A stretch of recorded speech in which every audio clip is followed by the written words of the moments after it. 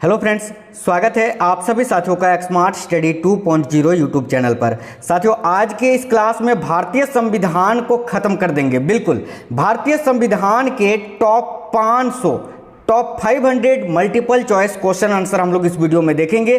भारतीय संविधान का संपूर्ण निचोड़ आज हम लोग इस क्लास में करने वाले हैं। एक ही वीडियो में आपको पूरे 500 क्वेश्चन करा देंगे।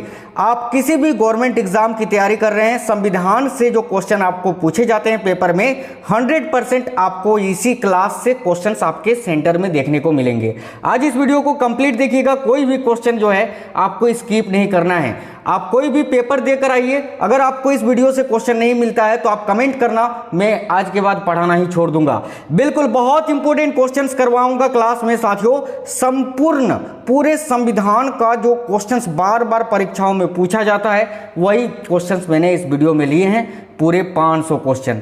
चलिए फिर बिना देरी किए हम लोग शुरू करेंगे। सभी साथी क्लास को एक लाइक जरूर कर देना, क्योंकि साथियों आपके एक लाइक से हमें मोटिवेशन मिलता है। अपने सभी दोस्तों के साथ क्लास को जरूर शेयर करिएगा। और साथियों, आप में से कोई भी साथी नए हैं, चैनल को सब्सक्राइब करके बेल आइकन को क्लिक करके ऑल पे क्लिक कर लेना, इससे आपको सारे क्लासेस की नोटिफिकेशन आएगी।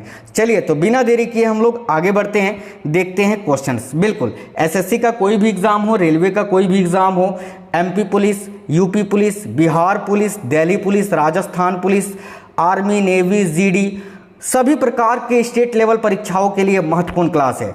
चलिए तो देखते हैं भारतीय संविधान के टॉप 500 क्वेश्चन आंसर आज इसी वीडियो में।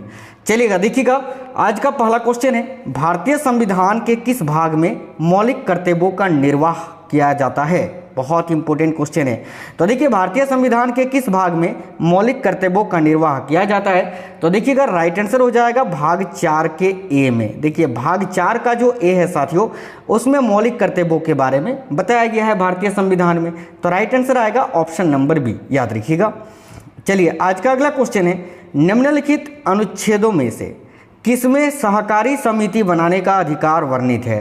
तो देखिए इनमें से वो कौन सा अनुच्छेद है जिसमें सहकारी समिति बनाने का अधिकार वर्णित है? तो याद रखिएगा अनुच्छेद 19 का 1 का खंड सी में। ठीक है, अनुच्छेद 19 का 1 का खंड सी में, याद रखिएगा। बिल्कुल करेक्ट आंसर है ऑप्शन नंबर ए। देखिए अनुच्छेद 19 का जो 1 है, इसमें प्रेस की स्वतंत्रता के बारे में बताया गया है। और अनुच्छेद 19 का 1 का जो सी है, इसमें साथियों सहकारी समिति बनाने का अधिकार वर्णित है। क्लियर है?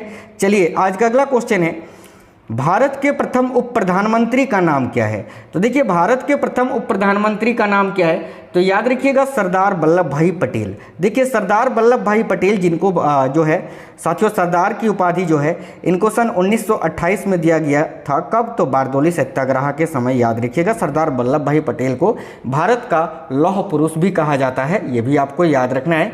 और देखिए ये भारत के प्रथम उप प्रधानमंत्री बने थे। एक चीज आपको याद रखना है कि भारतीय संविधान में उप प्रधानमंत्री पद का उल्लेख नहीं किया गया है। ठीक है, इसीलिए आपको अभी के समय में उप प्रधानमंत्री देखने को नहीं मिलता है। ठीक है, लेकिन पहले उप प्रधानमंत्री बने थे सरदार वल्लभ भाई पटेल, ये आपको याद रखना है। अगला क्वेश्चन है, पंचायती राज ये किस सूची का विषय है? तो देखिए बहुत इंपॉर्टेंट क्वेश्चन है, याद रखिएगा पंचायती राज जो है ये राज्य सूची का विषय है, option number C.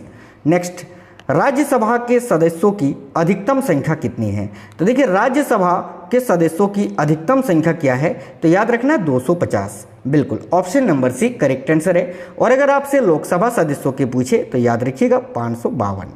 Next question है, यदि भारत के राष्ट्रपति त्यागपत्र देना चाहे तो उन्हें यह त्यागपत्र किसको संबोधित करना होगा? तो देखिए भारत के राष्ट्रपति अपना त्यागपत्र किसको देते हैं? तो उपराष्ट्रपति को। राइट है ऑप्शन नंबर सी उपराष्ट्रपति। नेक्स्ट है, देखिए राष्ट्रपति पूरे देश में या इसके किसी भी हिस्से में अनुच्छेद 352 के तहत राष्ट्रीय आपातकाल किस स्थिति में घोषित कर सकते हैं? यहाँ पर आपको दो चीजें याद रखना है कि देखिए किस अनुच्छेद में राष्ट्रीय आपातकाल के बारे में बताया गया है? तो अनुच्छेद 352 में। ठीक है, और किस स्थिति में भारत के राष्ट्रपति पूरे देश या उसके किसी हिस्से में आपातकाल की घोषणा कर सकते हैं? तो देखिए या तो जब बाहरी आक्रमण होता है तब, यानी जब कोई अलग दूसरा देश भारत पर आक्रमण करे तब, और सशस्त्र विद्रोह हो तब।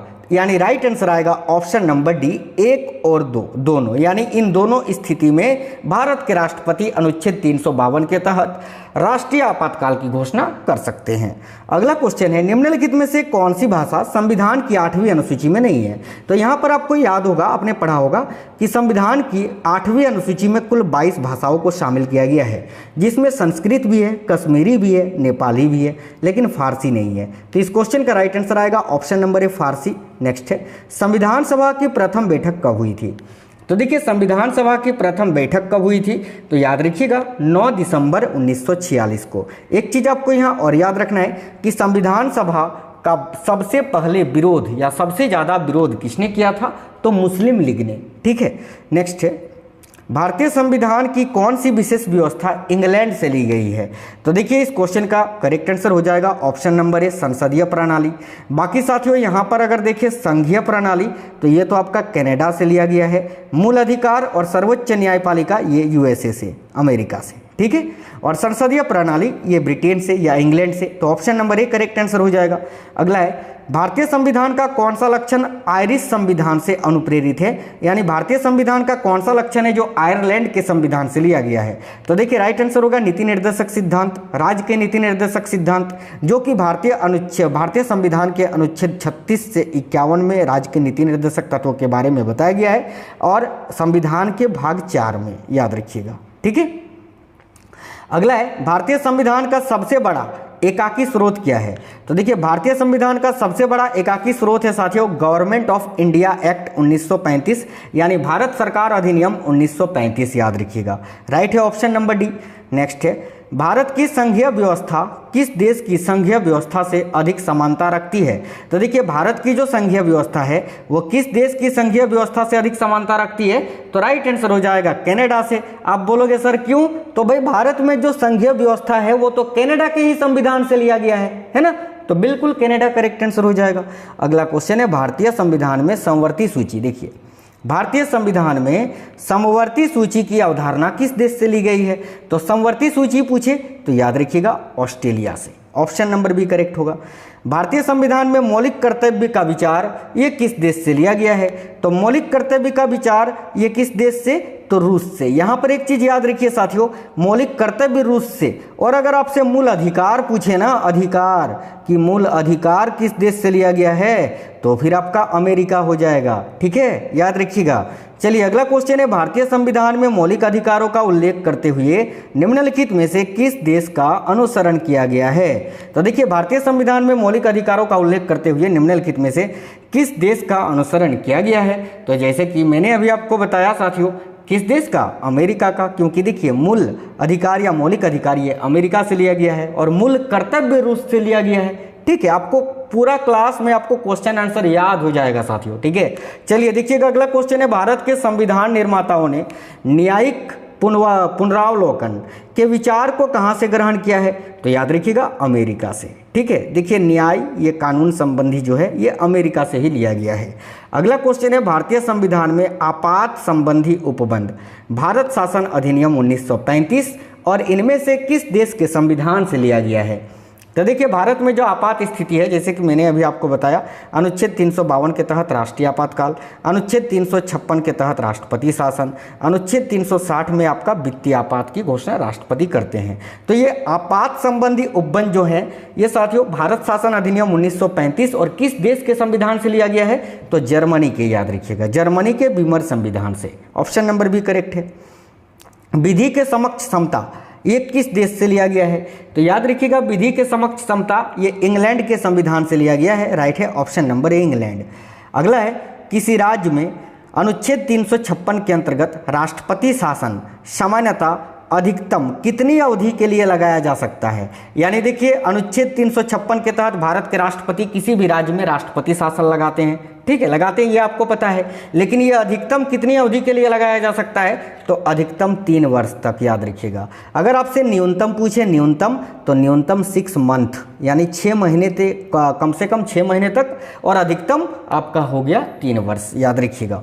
अगला है, संविधान का अनुच्छेद 360 किसका प्रावधान करता है? मैंने अभी आपको बताया साथियों कि अनुच्छेद 360 जो है ये किसका प्रावधान करता है? तो वित्तीय आपात वित्तीय आपात स्थिति लागू करने का। तो राइट है ऑप्शन नंबर ए।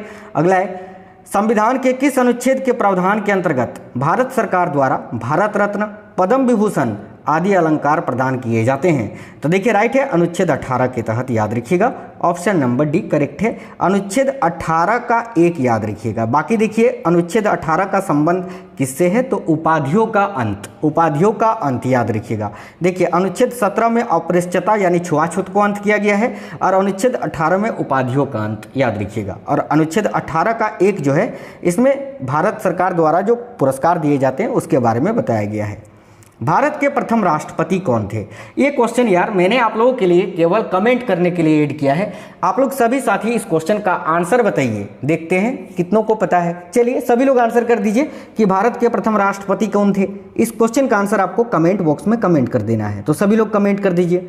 अगला क्वेश्चन है संविधान निर्माण कार्य में कुल व्यय कितना हुआ था? यानी संविधान के निर्माण में कुल कितने पैसों का खर्चा हुआ था? तो देखिए करेक्ट आंसर हो जाएगा, याद रखिएगा 63,96,729 रुपया, है ना, 63,96,729 रुपये का। और अभी के समय में अगर होता तो ये करोड़ों में हो जाता। चलिए ऑप्शन नंबर ए करेक्ट है। अगला क्वेश्चन है संविधान सभा के स्थायी अध्यक्ष के रूप में किसे निर्वाचित किया गया था? तो देखिए राइट आंसर है डॉक्टर राजेंद्र प्रसाद को, याद रखिएगा, ठीक है। और अस्थायी अध्यक्ष आपको पता ही है डॉक्टर सच्चिदानंद सिन्हा जी को। संविधान सभा के प्रारूप समिति के अध्यक्ष किसे नियुक्त किया गया था? तो देखिए प्रारूप समिति के अध्यक्ष कौन थे? Doctor B R. Ambedkar. Option number A correct है। अगला है भारत के प्रथम मुख्य न्यायाधीश कौन थे? तो देखिए भारत के प्रथम मुख्य न्यायाधीश हीरालाल जे कानिया थे, यानी option number C Hiralal H यानी Hiralal J Kania, option number C. साथियों क्लास बिल्कुल फास्ट करेंगे क्योंकि 500 क्वेश्चन इसी क्लास में करने हैं। अगला है लोकसभा के प्रथम अध्यक्ष कौन थे? तो देखिए लोकसभा के प्रथम अध्यक्ष कौन थे? तो याद रखिएगा Ganesh Vasudev Mavalankar, option number C G B. Mavalankar. अगला है इनमें से कौन सा मौलिक अधिकार नहीं है? तो मौलिक अधिकार शिक्षा का अधिकार भी है, समानता का अधिकार भी है, स्वतंत्रता का अधिकार भी है। संपत्ति का अधिकार ये मौलिक अधिकार नहीं है। संपत्ति का अधिकार पहले मौलिक अधिकार ही था, लेकिन इसको साथियों 44वें संविधान संशोधन 1978 के तहत, देखिएगा 1978 के तहत जो है इसको वैधानिक अधिकार बना दिया गया है, याद रखिएगा। अगला है संविधान सभा के संवैधानिक सलाहकार पद पर किसकी नियुक्ति की गई थी? तो संविधान सभा के संवैधानिक सलाहकार कौन थे? तो B N. Rau, doctor B N. Rau, option number B right है। अगला है संविधान के किस संशोधन द्वारा संविधान में समाजवादी, धर्मनिरपेक्ष तथा राष्ट्र की एकता व अखंडता शब्द जोड़े गए? तो देखिएगा बहुत ही इंपॉर्टेंट क्वेश्चन है, बहुत ज़्यादा पूछा जाता है, याद रखिएगा 42वें संविधान संशोधन के तहत 1976 में, ठीक है। अगला क्वेश्चन है वर्तमान में भारतीय संविधान में धाराओं की कुल संख्या कितनी है? तो देखिए वर्तमान में भारतीय संविधान में धाराओं की कुल संख्या कितनी है?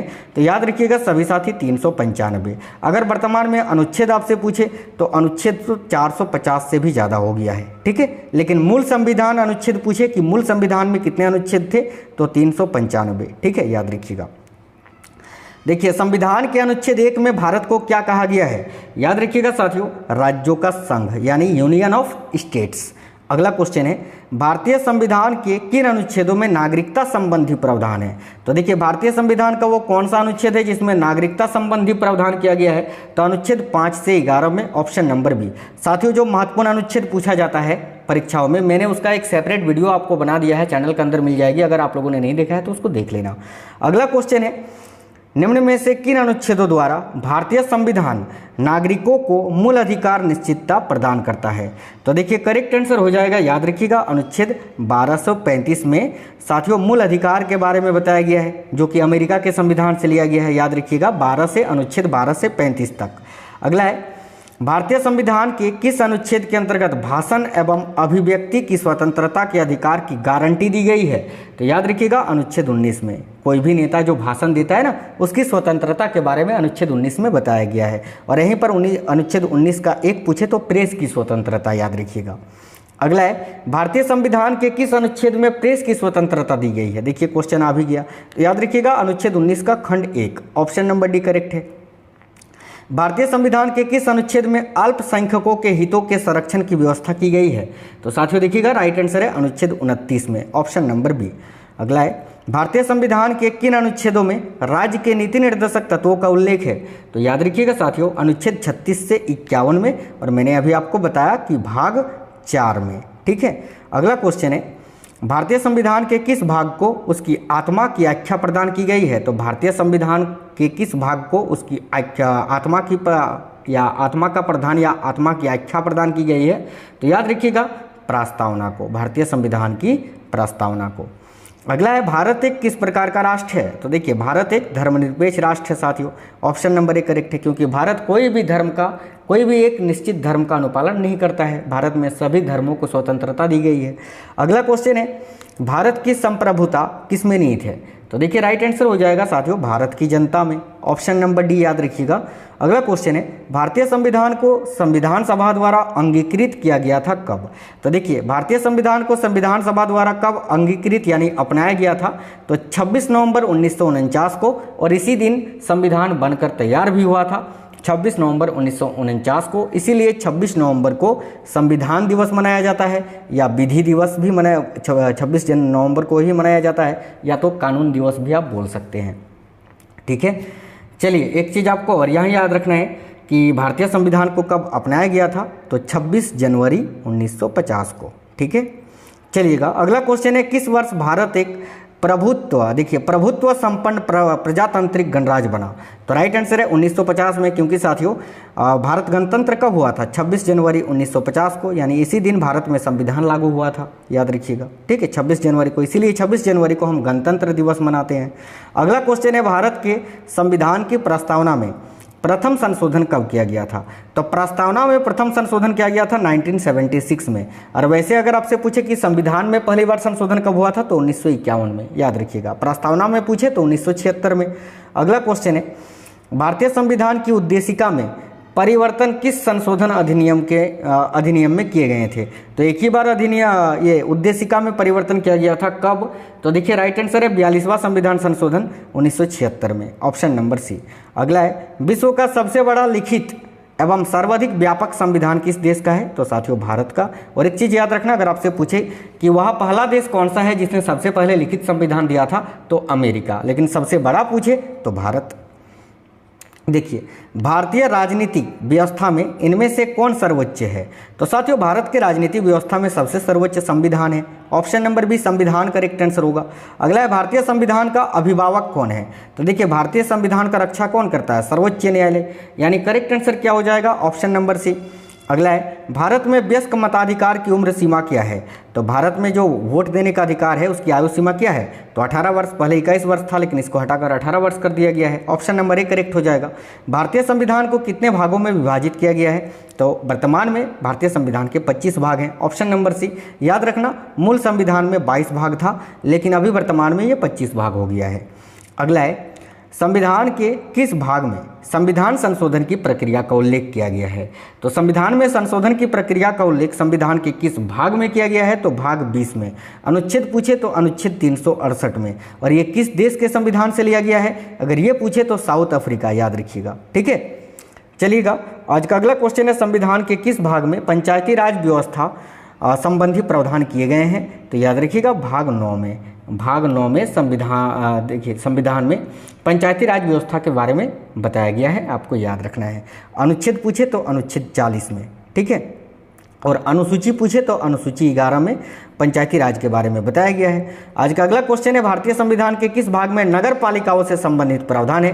तो देखिए भाग 9 में पंचायती राज के बारे में, और भाग 9 का 1 में आप याद रखिएगा नगर पालिकाओं के बारे में, यानी option number D correct answer है साथियों। अगला क्वेश्चन है, संविधान के किस भाग में नागरिकता का उल्लेख है? तो देखिए ये क्वेश्चन बहुत ज़्यादा पूछा जाता है, याद रखिएगा भाग 2 में। Option number B. नेक्स्ट है, वर्तमान में भारतीय संविधान में कुल कितनी अनुसूचियां हैं? तो याद रखिएगा वर्तमान में भारतीय संविधान में कुल 12 अनुसूचियां हैं। ऑप्शन नंबर सी करेक्ट है। और एक चीज़ देखिए, संविधान सभा की प्रारूप समिति द्वारा प्रस्तुत प्रारूप संविधान में कितनी अनुसूचियां थी? तो प्रारंभ में 8 थी। ऑप्शन नंबर बी 8, वर्तमान में 12, प्रारंभ में 8, याद रखना। अगला है, किस संविधान संशोधन अधिनियम द्वारा भारतीय संविधान में 9वीं अनुसूची को जोड़ा गया था? तो याद रखिएगा पहला संविधान संशोधन में साथियों। ऑप्शन नंबर ए। देखिए 52वें संविधान संशोधन अधिनियम 1985 ईस्वी में कौन सी अनुसूची को भारतीय संविधान में शामिल किया गया था? तो याद रखिएगा सभी 10वीं अनुसूची को, ऑप्शन नंबर बी। और 10वीं अनुसूची का संबंध किससे है? तो दल बदल कानून विरोध से। अगला क्वेश्चन है 73वें संविधान संशोधन अधिनियम द्वारा भारतीय संविधान में कौन सी अनुसूची जोड़ी गई थी? तो याद रखिएगा 11वीं अनुसूची, और जिसका संबंध किससे है? तो पंचायती राज व्यवस्था से। अगला 74वें संविधान संशोधन अधिनियम द्वारा भारतीय संविधान में कौन सी अनुसूची जोड़ी गई थी? तो देखिएगा करेक्ट आंसर है 12वीं अनुसूची, ऑप्शन नंबर डी। ठीक है, अगला है संविधान की द्वितीय अनुसूची का संबंध किससे है? तो याद रखिएगा साथियों, संविधान का जो दूसरा अनुसूची है, द्वितीय अनुसूची, उसका संबंध किससे है? तो देखिए महत्वपूर्ण पदाधिकारियों के वेतन से। ठीक है, ऑप्शन नंबर डी, महत्वपूर्ण पदाधिकारियों के वेतन से। अगला है भारत संघ में शामिल राज्यों और संघ शासित क्षेत्रों का उल्लेख भारतीय संविधान के किस अनुसूची में है? तो साथियों याद रखिएगा प्रथम अनुसूची में, ऑप्शन नंबर ए। अगला है भारतीय संविधान की तीसरी अनुसूची का संबंध किससे है? तो देखिए भारतीय संविधान का जो तीसरी अनुसूची है उसका संबंध किससे है? तो याद रखिएगा सभी साथी शपथ तथा प्रतिज्ञान से, ऑप्शन नंबर बी। जो बड़े नेता जो होते हैं या कोई बड़े पद पर जो शपथ ग्रहण करते हैं उस शपथ के बारे में बताया गया है। भारतीय संविधान में 22 भाषाओं को राजभाषा का दर्जा प्रदान किया गया है। इन राजभाषाओं का उल्लेख किस अनुसूची में है? तो याद रखिएगा 8वीं अनुसूची में, ऑप्शन नंबर बी करेक्ट है साथियों।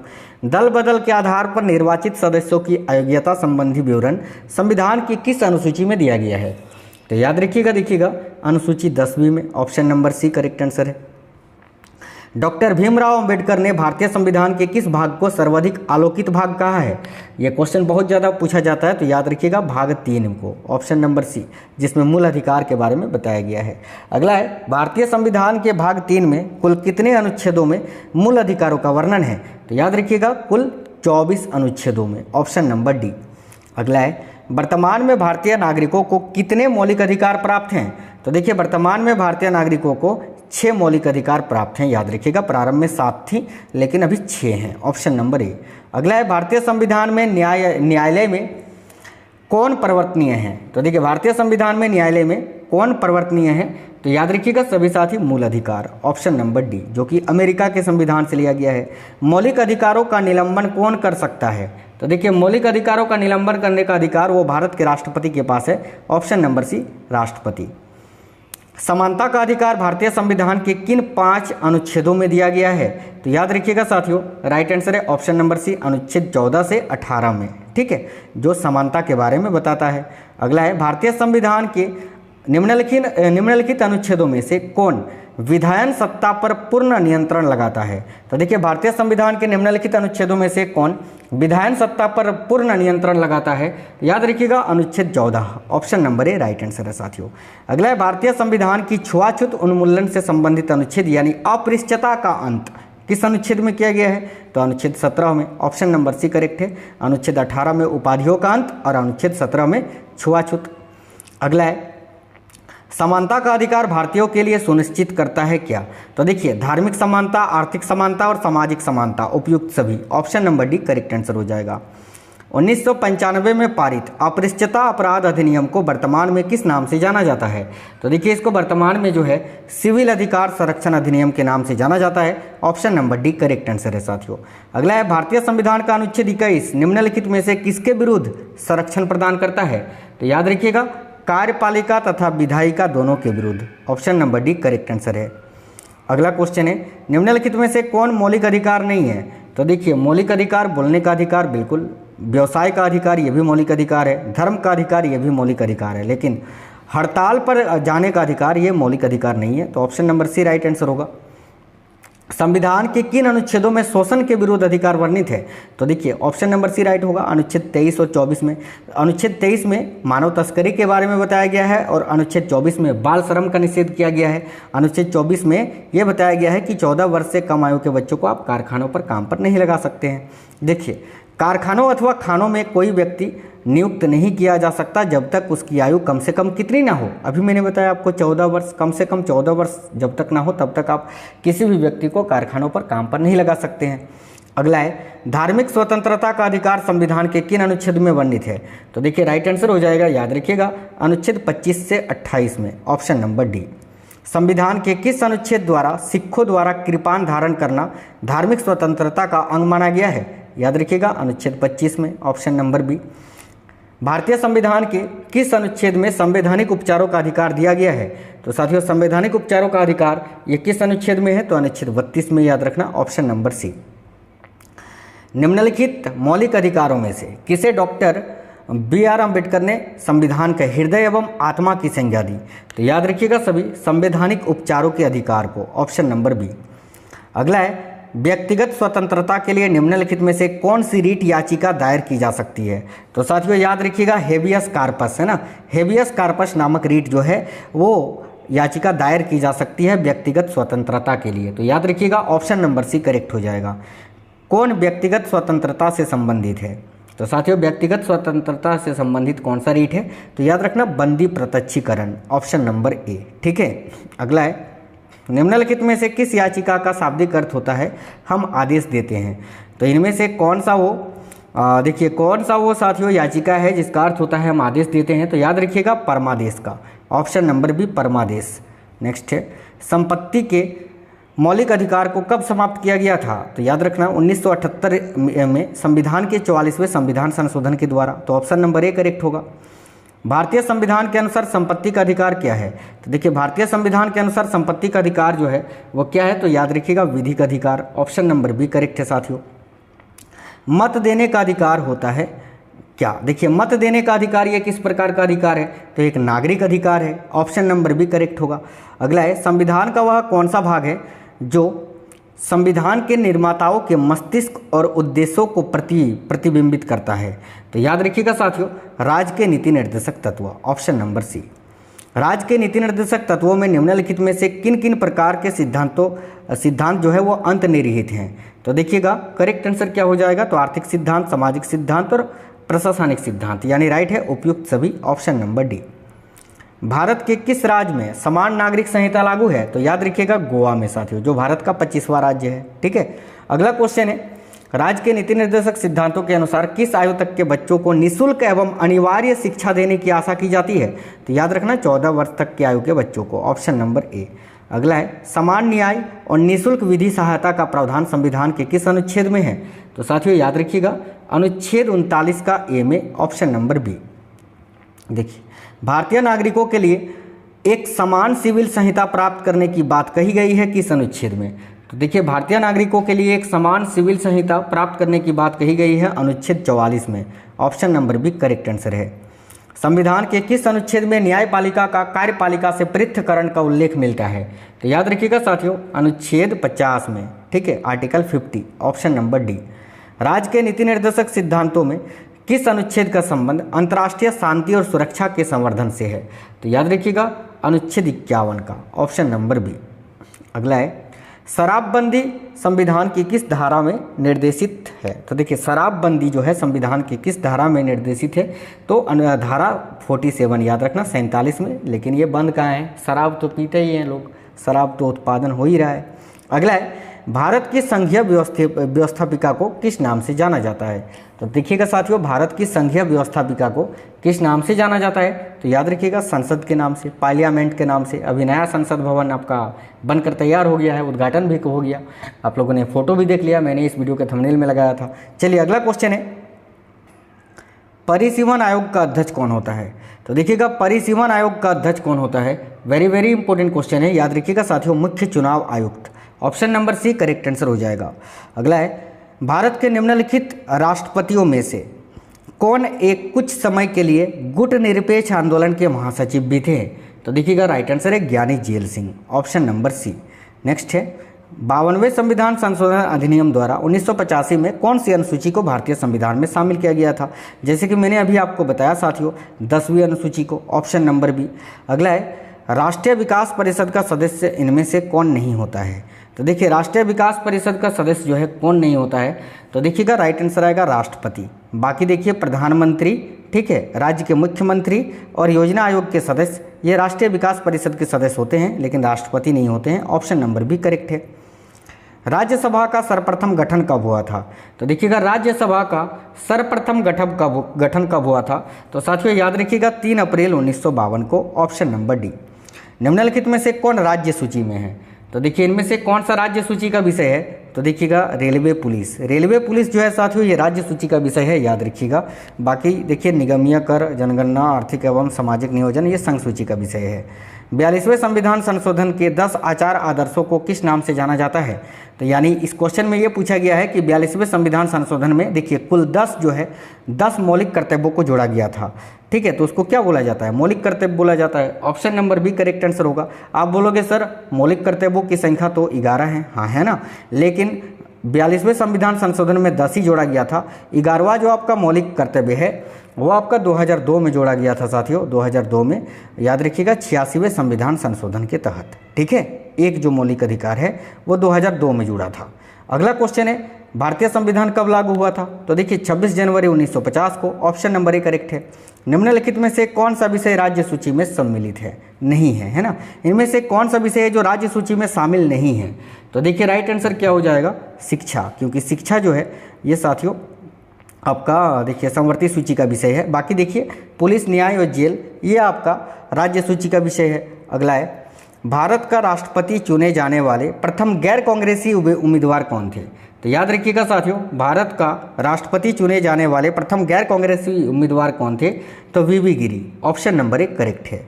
आज इस वीडियो में आपको कंप्लीट है ना पूरा संविधान, बिल्कुल पूरा इंडियन पॉलिटी कंप्लीट करवा देंगे। जो क्वेश्चन आपको पढ़ने चाहिए, जो क्वेश्चन पूछा जाता है। देखिए संघात्मक शासन व्यवस्था को सर्वप्रथम किस देश ने अपनाया था? तो याद रखिएगा भाई सबसे पहले ये कनाडा ने ही अपनाया होगा, तब ना हम कनाडा के संविधान से संघीय स्वरूप को लिए थे। ऑप्शन नंबर सी करेक्ट होगा। निम्न में से किस स्थिति में किसी भारतीय व्यक्ति की भारतीय नागरिकता समाप्त हो सकती है? तो देखिएगा इसका राइट आंसर क्या हो जाएगा? त्यागने पर, पर्यावसन पर या वंचित किए जाने पर, यानी उपयुक्त सभी प्रकार से भारतीय व्यक्ति की भारतीय नागरिकता समाप्त हो सकती है। अगला है संविधान के किस अनुच्छेद के अंतर्गत मंत्रीगण सामूहिक रूप से लोकसभा के प्रति उत्तरदायी होते हैं? तो याद रखना अनुच्छेद 75 में। अनुच्छेद 75 में प्रधानमंत्री पद का भी उल्लेख किया गया है, याद रखिएगा। लोकसभा का विश्वास मत प्राप्त किए बिना ही प्रधानमंत्री पद पर कार्य करने वाले प्रथम व्यक्ति कौन है? तो साथियों याद रखिएगा राइट आंसर है चौधरी चरण सिंह, जो कि कुछ समय के लिए ही भारत के प्रधानमंत्री बने थे। संविधान सभा के चुने हुए स्थायी अध्यक्ष है ना, स्थायी अध्यक्ष कौन थे? तो जैसे कि मैंने अभी आपको बताया डॉक्टर राजेंद्र प्रसाद थे। चलिएगा आज का अगला क्वेश्चन है भारतीय संविधान की प्रस्तावना के अनुसार भारत के शासन की सर्वोच्च सत्ता किसमें निहित है? तो याद रखिएगा भारत के राष्ट्रपति में। ऑप्शन नंबर 1 करेक्ट है। माफ करना भारत के राष्ट्रपति में ना, तो option number C correct answer हो जाएगा, याद रखिएगा। चलिए देखिए एक सेकंड साथियों, देखिए भारतीय संविधान की प्रस्तावना के अनुसार भारत के शासन की सर्वोच्च सत्ता ये किसमें निहित होगी? तो जनता में, है ना। माफी चाहते हैं, देखिए ऑप्शन नंबर 1 करेक्ट आंसर हो जाएगा, याद रखिएगा जनता में। चलिए अगला क्वेश्चन है प्रधानमंत्री को उसके पद की गोपनीयता की शपथ कौन दिलवाता है? तो देखिए राइट आंसर होगा भारत के राष्ट्रपति। Option number 1। इसका प्रावधान अनुच्छेद 75 में किया गया है, ठीक है। अगला क्वेश्चन है BR अम्बेडकर का संविधान सभा में निर्वाचन हुआ था कहाँ से? तो देखिए बाबा साहेब अम्बेडकर का कहाँ से चुनाव हुआ था साथियों? तो बिल्कुल याद रखिएगा सभी साथी, पश्चिम बंगाल से। ऑप्शन नंबर 1 करेक्ट आंसर हो जाएगा। अगला है कौन सा राज्य सबसे अधिक प्रतिनिधि लोकसभा में भेजता है? तो करेक्ट आंसर है उत्तर प्रदेश। भाई उत्तर प्रदेश की जनसंख्या भी सबसे अधिक है।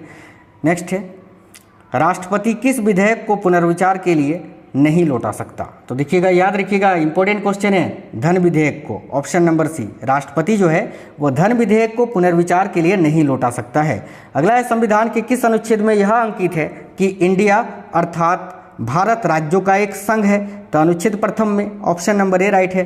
73वां संविधान संशोधन ये किससे संबंधित है? याद रखिएगा पंचायती राज प्रणाली से। ऑप्शन नंबर सी।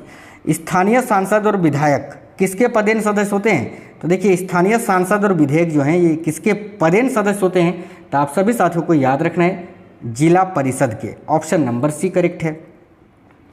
ईवीएम का प्रयोग भारतीय चुनावों में कब से प्रारंभ हुआ? ईवीएम यानी इलेक्ट्रॉनिक वोटिंग मशीन, ये साथियों पहली बार भारतीय चुनाव में कब प्रयोग हुआ था?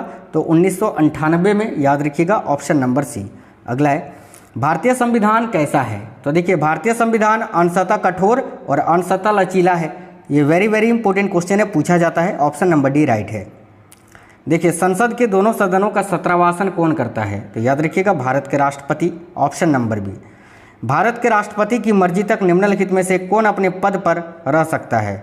तो याद रखिएगा साथियों, भारत के राष्ट्रपति की मर्जी तक भारत के जो राज्यपाल हैं वो अपने पद पर रह सकते हैं। ऑप्शन नंबर सी करेक्ट है। किसी संसद सदस्य की अयोग्यता के संदर्भ में निर्णय कौन लेता है? तो देखिए इंपॉर्टेंट क्वेश्चन है, किसी संसद सदस्य की अयोग्यता के संदर्भ में निर्णय कौन लेता है? तो याद रखिएगा राष्ट्रपति, ऑप्शन नंबर सी। अगला है, शेतकारी संगठन नामक कृषक संगठन किस राज्य की राजनीति में महत्वपूर्ण भूमिका निभाता है? तो साथियों याद रखिएगा महाराष्ट्र की राजनीति में। देखिए शेतकारी संगठन नामक कृषक संगठन किस राज्य की राजनीति में महत्वपूर्ण भूमिका निभाता है? तो महाराष्ट्र राज्य की, याद रखिएगा। संविधान, भारतीय संविधान में राज्य के नीति निर्देशक तत्वों की संकल्पना किस देश के संविधान पर आधारित है? तो बिल्कुल आयरलैंड के संविधान पर। मैंने आयरिश बताया था, आयरिश यानी आयरलैंड ही, याद रखिएगा। देखिए संसद द्वारा प्रस्ताव पारित होने पर किसी राज्य में राष्ट्रपति शासन एक बार में कितने समय के लिए लागू होता है? तो मैंने अभी आपको बताया था कि न्यूनतम जो है वो 6 महीने के लिए। क्वेश्चन को कई तरह से घुमा फिरा कर पूछ लिया जाता है, ठीक है, याद रखिएगा 6 महीने के लिए न्यूनतम, और अधिकतम मैंने अभी आपको बताया 3 साल के लिए, 3 ईयर्स, है ना। चलिए नेक्स्ट क्वेश्चन है, वित्त बिल के लिए किसकी पूर्व स्वीकृति आवश्यक है? तो वित्त बिल के लिए सबसे पहले स्वीकृति ली जाती है भारत के राष्ट्रपति की। Option number C correct answer होगा। देखिए मंत्रिपरिषद के सदस्यों को पद की गोपनीयता की शपथ कौन दिलवाता है? तो याद रखिएगा साथियों भारत के राष्ट्रपति, ऑप्शन नंबर ए। अगला है, न्यायिक पुनर्विलोकन का अधिकार ये किसे है? तो न्यायिक पुनर्विलोकन का अधिकार किसको दिया गया है? तो साथियों उच्चतम न्यायालय को, याद रखना, ऑप्शन नंबर बी। अगला है, देखिए किस संशोधन से समाजवादी, धर्मनिरपेक्षता तथा राष्ट्र की एकता एवं अखंडता शब्द भारतीय संविधान में जोड़े गए थे? तो याद रखना 42वां संविधान संशोधन। साथियों 42वें संविधान संशोधन से बहुत ज़्यादा क्वेश्चन पूछा जाता है, याद रखिएगा सभी साथी, ठीक है। चलिए ये भी तो आपको पता चल ही गया कि वर्तमान समय में भारतीय संविधान के अंतर्गत संपत्ति का अधिकार एक वैधानिक अधिकार है, राइट है, ऑप्शन नंबर बी साथियों, याद रखिएगा। नेक्स्ट है, कौन व्यक्तिगत स्वतंत्रता से संबंधित है? तो देखिए व्यक्तिगत स्वतंत्रता से संबंधित है बंदी प्रत्यक्षीकरण, करेक्ट आएगा ऑप्शन नंबर ए, बंदी प्रत्यक्षीकरण। अगला है, राज्यसभा में राज्यों का प्रतिनिधित्व किस बात पर निर्भर करता है? तो देखिएगा राज्यसभा में राज्यों का प्रतिनिधित्व ये किस बात पर निर्भर करता है? तो याद रखिएगा सभी साथी, वेरी वेरी इंपॉर्टेंट क्वेश्चन है, राज्य की जनसंख्या पर, ऑप्शन नंबर बी। अगला है, संसद के किसी भी सदन के 2 सत्रों के बीच अंतराल किससे अधिक नहीं होना चाहिए? तो याद रखना 6 महीने से अधिक नहीं होना चाहिए, यानी 1 साल में कम से कम 2 बार जो है ये जो है संसद में सत्र होने ही चाहिए। अगला है, संविधान के किस अनुच्छेद द्वारा संसद की संयुक्त बैठक का प्रावधान किया गया है? तो याद रखिएगा संविधान के किस अनुच्छेद के द्वारा? तो अनुच्छेद 108 के द्वारा संयुक्त बैठक का प्रावधान किया गया है, और जब संसद के संयुक्त बैठक की जाती है तो उसकी अध्यक्षता लोकसभा अध्यक्ष ही करता है, ये आपको याद रखना है। नेक्स्ट है, लोकसभा का नेता कौन होता है? तो देखिए लोकसभा का नेता कौन होता है? प्रधानमंत्री होते हैं, ऑप्शन नंबर बी करेक्ट है, प्रधानमंत्री, ठीक है। अगला है, भारतीय संविधान की प्रस्तावना में देश का कौन सा नाम उल्लेखित है? तो याद रखिए भारत और इंडिया, ऑप्शन नंबर सी। अगला क्वेश्चन है, देखिए निम्नलिखित में से किस प्रधानमंत्री ने अपने कार्यकाल के दौरान संसद का सामना नहीं किया? तो करेक्ट है चौधरी चरण सिंह, ऑप्शन नंबर सी। मैंने बताया आपको कुछ समय के लिए ही ये जो है भारत के प्रधानमंत्री बने थे। क्या भारत का नियंत्रक एवं महालेखा परीक्षक पद ग्रहण के पूर्व शपथ लेता है? तो बिल्कुल हाँ लेता है ना, ऑप्शन नंबर ए करेक्ट है, भारत के राष्ट्रपति इसकी नियुक्ति करते हैं, यानी भारत के राष्ट्रपति जो है शपथ दिलवाते हैं। अगला है, निम्नलिखित में से कौन किसी राज्य का क्षेत्र घटा या बढ़ा सकता है? तो देखिए निम्नलिखित में से कौन किसी राज्य का क्षेत्र घटा या बढ़ा सकता है? तो याद रखिएगा संसद, पार्लियामेंट। अगला है, लोक लेखा समिति में लोकसभा एवं राज्यसभा के क्रमशः कितने कितने सदस्य होते हैं? तो याद रखिएगा साथियों 22, ऑप्शन नंबर बी करेक्ट है। क्षेत्रफल की दृष्टि से देश का सबसे छोटा लोकसभा निर्वाचन क्षेत्र कौन सा है? तो याद रखिएगा करेक्ट आंसर हो जाएगा Lakshadweep, option number D. Next है, लोकसभा के सुरक्षित निर्वाचन क्षेत्र निम्न में से किस वर्ग के लिए नहीं है? तो देखिएगा लोकसभा के सुरक्षित निर्वाचन क्षेत्र निम्न में से किस वर्ग के लिए नहीं है? तो याद रखिएगा पिछड़ा वर्ग के लिए, ऑप्शन नंबर सी। भारत के किस एकमात्र संघ राज्य क्षेत्र का अपना उच्च न्यायालय है? तो साथियों देखिए भारत के किस एकमात्र संघ राज्य क्षेत्र का अपना उच्च न्यायालय है? तो याद रखिएगा दिल्ली का, ऑप्शन नंबर डी, यानी भारत का एकमात्र केंद्र शासित प्रदेश जिसका अपना उच्च न्यायालय है वह है साथियों दिल्ली, ठीक है। अगला क्वेश्चन है, देखिए संघ शासित क्षेत्रों के लिए प्रशासकों की नियुक्ति कौन करता है? तो देखिएगा, याद रखिएगा, संघ शासित क्षेत्रों के लिए प्रशासकों की नियुक्ति कौन करते हैं? तो भारत के राष्ट्रपति, ऑप्शन नंबर ए। समाजवाद का अर्थ क्या होता है? साथियों याद रखिएगा, समाजवाद का अर्थ होता है सामाजिक न्याय, option number C correct answer है। अखिल भारतीय किसान सभा का गठन किस वर्ष हुआ था? तो देखिए अखिल भारतीय किसान सभा का गठन जो है ये 1936 ईस्वी में किया गया था, ऑप्शन नंबर डी। साथियों आपको बिल्कुल फास्ट क्लास करवा रहे हैं क्योंकि 500 क्वेश्चन इसी क्लास में कंप्लीट करने हैं। अगला क्वेश्चन है, पंचायती राज संस्थाओं के संगठन के 2 स्तर होने के सुझाव किसने दिए थे? किस समिति ने? तो याद रखिएगा अशोक मेहता समिति ने, ऑप्शन नंबर ए। ठीक है, नेक्स्ट है, उपराष्ट्रपति को उसके कार्यकाल की समाप्ति से पूर्व पद से हटाने का अधिकार किसको है? तो याद रखिएगा संसद को, पार्लियामेंट के पास, ऑप्शन नंबर सी।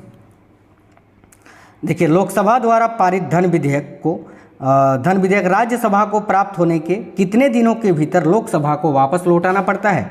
याद रखिएगा 14 दिनों के भीतर।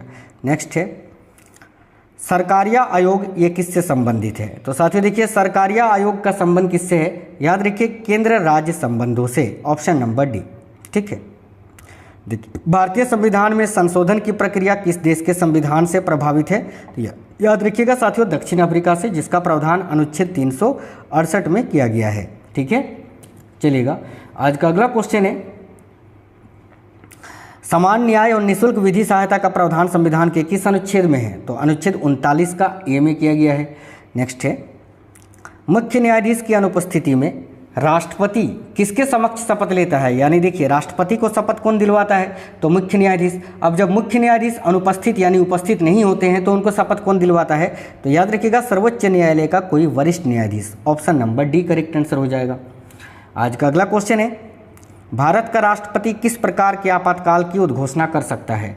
तो देखिएगा भारत के जो राष्ट्रपति हैं साथियों, राष्ट्रीय आपातकाल, राजकीय संवैधानिक आपातकाल और वित्तीय आपातकाल, इनमें से सभी प्रकार की आपातकाल की उद्घोषणा कर सकते हैं। ठीक है, अगला क्वेश्चन है, संविधान के किस अनुच्छेद में हिंदी भाषा के विकास का निर्देश दिया गया है?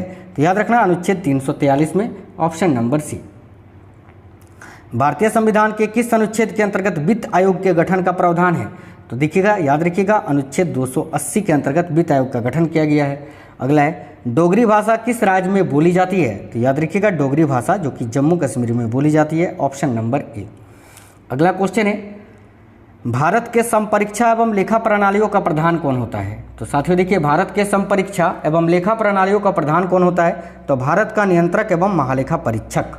नेक्स्ट है, लोकसभा को उसके कार्यकाल की समाप्ति के पूर्व भी भंग किया जा सकता है, किसके द्वारा?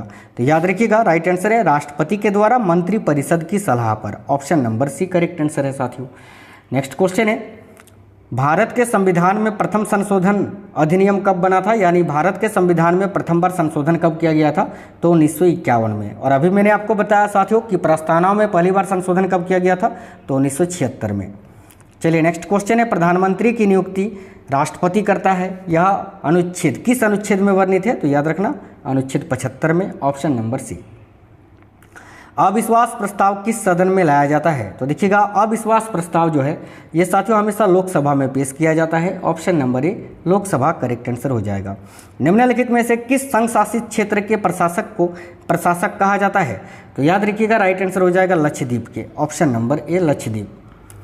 राज्यसभा के लिए नामित प्रथम फिल्म अभिनेत्री कौन थी? तो राइट आंसर है नरगिस दत्त, ऑप्शन नंबर ए।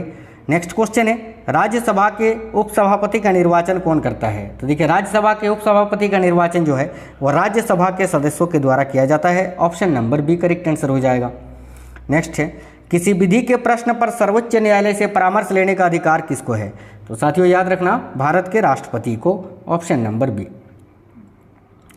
चलिएगा आज का अगला क्वेश्चन है, राष्ट्रपति चुनाव के या फिर राष्ट्रपति के चुनाव में विवाद होने पर किसकी सलाह ली जाती है? तो देखिए जब राष्ट्रपति के चुनाव में विवाद होता है तो किसकी सलाह ली जाती है? साथियों याद रखिएगा सर्वोच्च न्यायालय की, option number C correct answer है। अगला क्वेश्चन है, लोकसभा में अनुसूचित जाति एवं जनजाति के लिए सीटों का आरक्षण संविधान के किस अनुच्छेद में उपबंधित है? तो देखिए राइट आंसर है अनुच्छेद 330 में, ऑप्शन नंबर सी। अंडमान एवं निकोबार द्वीप समूह किस उच्च न्यायालय के क्षेत्राधिकार में आते हैं? तो याद रखना साथियों कलकत्ता उच्च न्यायालय के क्षेत्राधिकार में, यानी अंडमान निकोबार का जो उच्च न्यायालय है वो कलकत्ता उच्च न्यायालय में ही पड़ता है, याद रखना। अगला क्वेश्चन है, देखिए विधान परिषद की एक वर्ष में कम से कम कितनी बैठकें होना अनिवार्य हैं, तो याद रखिएगा कम से कम 2। ठीक है। अगला है किसकी अनुमति के बिना राज्य की विधानसभा में कोई धन विधेयक पेश नहीं किया जा सकता है, तो याद रखिएगा साथियों राज्यपाल की अनुमति के बिना, ऑप्शन नंबर ए। अगला क्वेश्चन है 2 अवधि के लिए भारत के राष्ट्रपति कौन थे, यानी लगातार जो है दूसरी बार भारत के राष्ट्रपति कौन बने थे, तो याद रखिएगा साथियों doctor Rajendra Prasad, option number B, जो कि भारत के पहले राष्ट्रपति भी थे। संसदीय शासन प्रणाली सर्वप्रथम किस देश में विकसित हुई थी, तो भाई सबसे पहले जो है ब्रिटेन में विकसित हुई थी, तब ना हम भारत ने इसको अपनाए थे। चलिए अगला क्वेश्चन है कितने वर्षों तक लगातार बाहर रहने पर नागरिकता समाप्त हो जाती है, तो याद रखिएगा 7 वर्षों तक, option number C. Next question है राष्ट्रपति पद के उम्मीदवार के लिए अधिकतम आयु सीमा कितनी होनी चाहिए, तो याद रखना राष्ट्रपति पद के उम्मीदवार के लिए अधिकतम कोई भी आयु सीमा नहीं होती है। हाँ, न्यूनतम आयु सीमा होती है, न्यूनतम 35 वर्ष होना चाहिए, लेकिन अधिकतम कोई भी आयु सीमा नहीं है।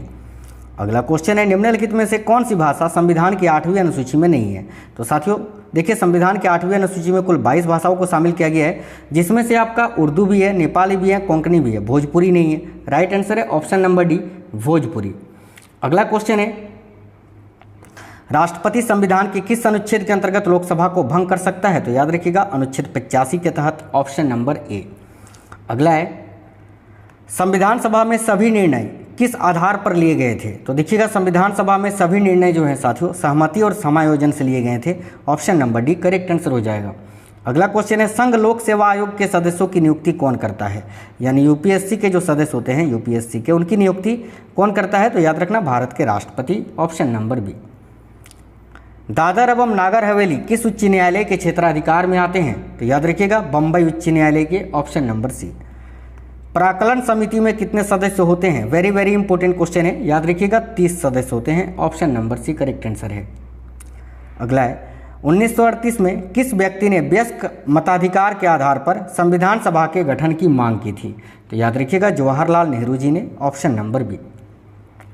भाषाई आधार पर राज्यों का पुनर्गठन किस वर्ष किया गया था, तो देखिए भाषाई आधार पर राज्यों का पुनर्गठन 1956 में किया गया था, और पहला राज्य कौन सा था, तो आंध्र प्रदेश, याद रखिएगा। नेक्स्ट है भारत के अटॉर्नी जनरल यानी महान्यायवादी की नियुक्ति कौन करता है, तो याद रखिएगा साथियों भारत के महान्यायवादी की नियुक्ति कौन करते हैं, तो सभी साथियों को याद रखना है भारत के राष्ट्रपति, जिसका प्रावधान अनुच्छेद 76 में किया गया है संविधान के आर्टिकल 76 में। ठीक है, ये आपको याद रखना है। और अभी वर्तमान में भारत के महान्यायवादी यानी अटॉर्नी जनरल कौन है, तो ये भी आपको याद रखना है सभी साथियों को, आर वेंकट रमनी, जो कि 16वें नंबर के अटॉर्नी जनरल हैं। अगला क्वेश्चन है राष्ट्रपति लोकसभा में आंग्ल भारतीय समुदाय के कितने व्यक्तियों को प्रतिनिधित्व न होने की स्थिति में मनोनीत कर सकता है, तो याद रखिएगा 2 सदस्यों को, लेकिन इस विधि को अभी हटा दिया गया है, ये भी आपको याद रखना है। भारतीय संविधान में कितनी अनुसूचियां हैं अभी वर्तमान में, तो याद रखिएगा 12 अनुसूचियां हैं। चलेगा अगला क्वेश्चन है राज्य के शासन का वास्तविक अध्यक्ष कौन होता है, देखिए राज्य के शासन का वास्तविक अध्यक्ष होता है साथियों मुख्यमंत्री, याद रखिएगा ऑप्शन नंबर बी। अगला है किस वर्ष से भूतपूर्व संसद सदस्यों के लिए पेंशन व्यवस्था लागू की गई थी, तो याद रखिए 1976 ईस्वी से, ऑप्शन नंबर सी। किस संवैधानिक संशोधन द्वारा नगर पालिका विधेयक पारित हुआ था, तो अभी मैंने आपको बताया साथियों 74वां संविधान संशोधन के तहत।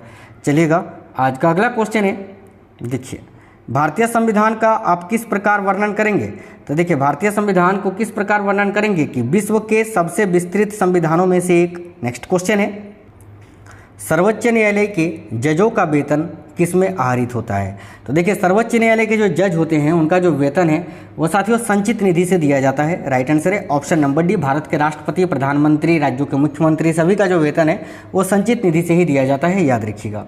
ठीक है, नेक्स्ट क्वेश्चन है न्यायिक पुनर्विलोकन का अधिकार किसको दिया गया है, तो याद रखना उच्चतम न्यायालय को, और ये किस देश के संविधान से लिया गया है, तो ये आपको याद रखना है अमेरिका के संविधान से। चलिएगा आज का अगला क्वेश्चन है भारत में न्यायपालिका स्वरूप कैसा है, तो भारत में न्यायपालिका का स्वरूप जो है वो किस प्रकार का है, तो देखिए आपको याद रखना है साथियों, वेरी वेरी इंपॉर्टेंट क्वेश्चन है ये, बिल्कुल एकीकृत है ना, एकीकृत है, ऑप्शन नंबर बी। भारत के नियंत्रक और महालेखा परीक्षक की रिपोर्ट की समीक्षा करने वाली संसदीय समिति कौन सी है, तो याद रखिएगा लोक लेखा समिति, ऑप्शन नंबर बी।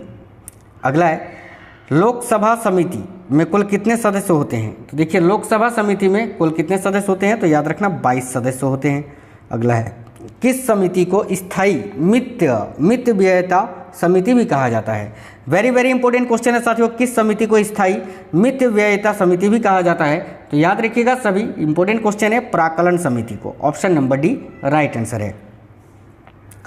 देखिए, भारत में उच्चतम न्यायालय में न्यायाधीशों की संख्या बढ़ाने का अधिकार किसको है? यानी भारत में उच्चतम न्यायालय में न्यायाधीशों की संख्या को बढ़ाने का अधिकार किसके पास है? तो याद रखिएगा भारत के संसद के पास। नेक्स्ट है, पटना उच्च न्यायालय की स्थापना कब हुई थी? याद रखिएगा साथियों, पटना उच्च न्यायालय की स्थापना कब हुई थी? तो 1916 ईस्वी में। Option number A correct answer है। अगला है, भारत का सबसे बड़ा उच्च न्यायालय कौन सा है? तो याद रखिएगा भारत का सबसे बड़ा उच्च न्यायालय है इलाहाबाद उच्च न्यायालय। Option number B. अगला है, किन राज्यों का साझा उच्च न्यायालय है? यानी कौन सा राज्य है जिसका साझा उच्च न्यायालय है? तो देखिए राइट आंसर है महाराष्ट्र व गोवा का। ऑप्शन नंबर बी करेक्ट है, जो अपने उच्च न्यायालय को साझा करते हैं। ठीक है, छत्तीसगढ़ उच्च न्यायालय कहाँ स्थित है? तो छत्तीसगढ़ का जो उच्च न्यायालय है वो कहाँ पर स्थित है, ये पूछा जाता है ये क्वेश्चन साथियों। तो याद रखिएगा बिलासपुर में। जो राज्यों के उच्च न्यायालय स्थित है वो किस जगह पर स्थित है, ये क्वेश्चन पूछे जाते हैं। उत्तराखंड उच्च न्यायालय स्थापना कहाँ की गई है? तो देखिए उत्तराखंड का जो उच्च न्यायालय है उसकी स्थापना कहाँ पर की गई है? तो याद रखिएगा नैनीताल में। ऑप्शन नंबर ए नैनीताल करेक्ट है। मध्य प्रदेश उच्च न्यायालय कहाँ स्थित है? तो याद रखिएगा मध्य प्रदेश का जो उच्च न्यायालय है वो कहाँ पर स्थित है साथियों? इंपॉर्टेंट क्वेश्चन है, तो आपको याद रखना है मध्य प्रदेश का उच्च न्यायालय ये जबलपुर में स्थित है। Option number B. केरल का उच्च न्यायालय कहाँ स्थित है? देखिए केरल का उच्च न्यायालय ये एर्नाकुलम में स्थित है। राइट है आपका ऑप्शन नंबर सी एर्नाकुलम।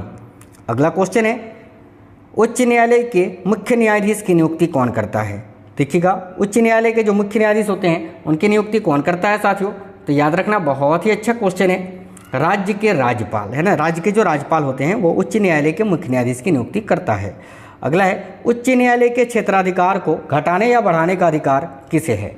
तो साथियों याद रखना इंपॉर्टेंट क्वेश्चन है, ये बिल्कुल संसद के पास है, केवल और केवल संसद के पास। उच्च न्यायालय के मुख्य न्यायाधीश पद पर नियुक्त होने वाली प्रथम महिला कौन है? देखिए उच्च न्यायालय के मुख्य न्यायाधीश पद पर नियुक्त होने वाली प्रथम महिला कौन है?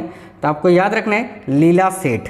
और ये फातिमा बीबी जो है ना, मीरा साहिब फातिमा बीबी, ये साथियों सर्वोच्च न्यायालय यानी सुप्रीम कोर्ट की न्यायाधीश बनने वाली पहली महिला थी, याद रखना। ठीक है, चलिए, राज्यों के गवर्नर यानी राज्यपाल संविधान के अंतर्गत किसके प्रति अपने आचरण के लिए उत्तरदायी होते हैं? तो याद रखना राष्ट्रपति के प्रति। Option number B.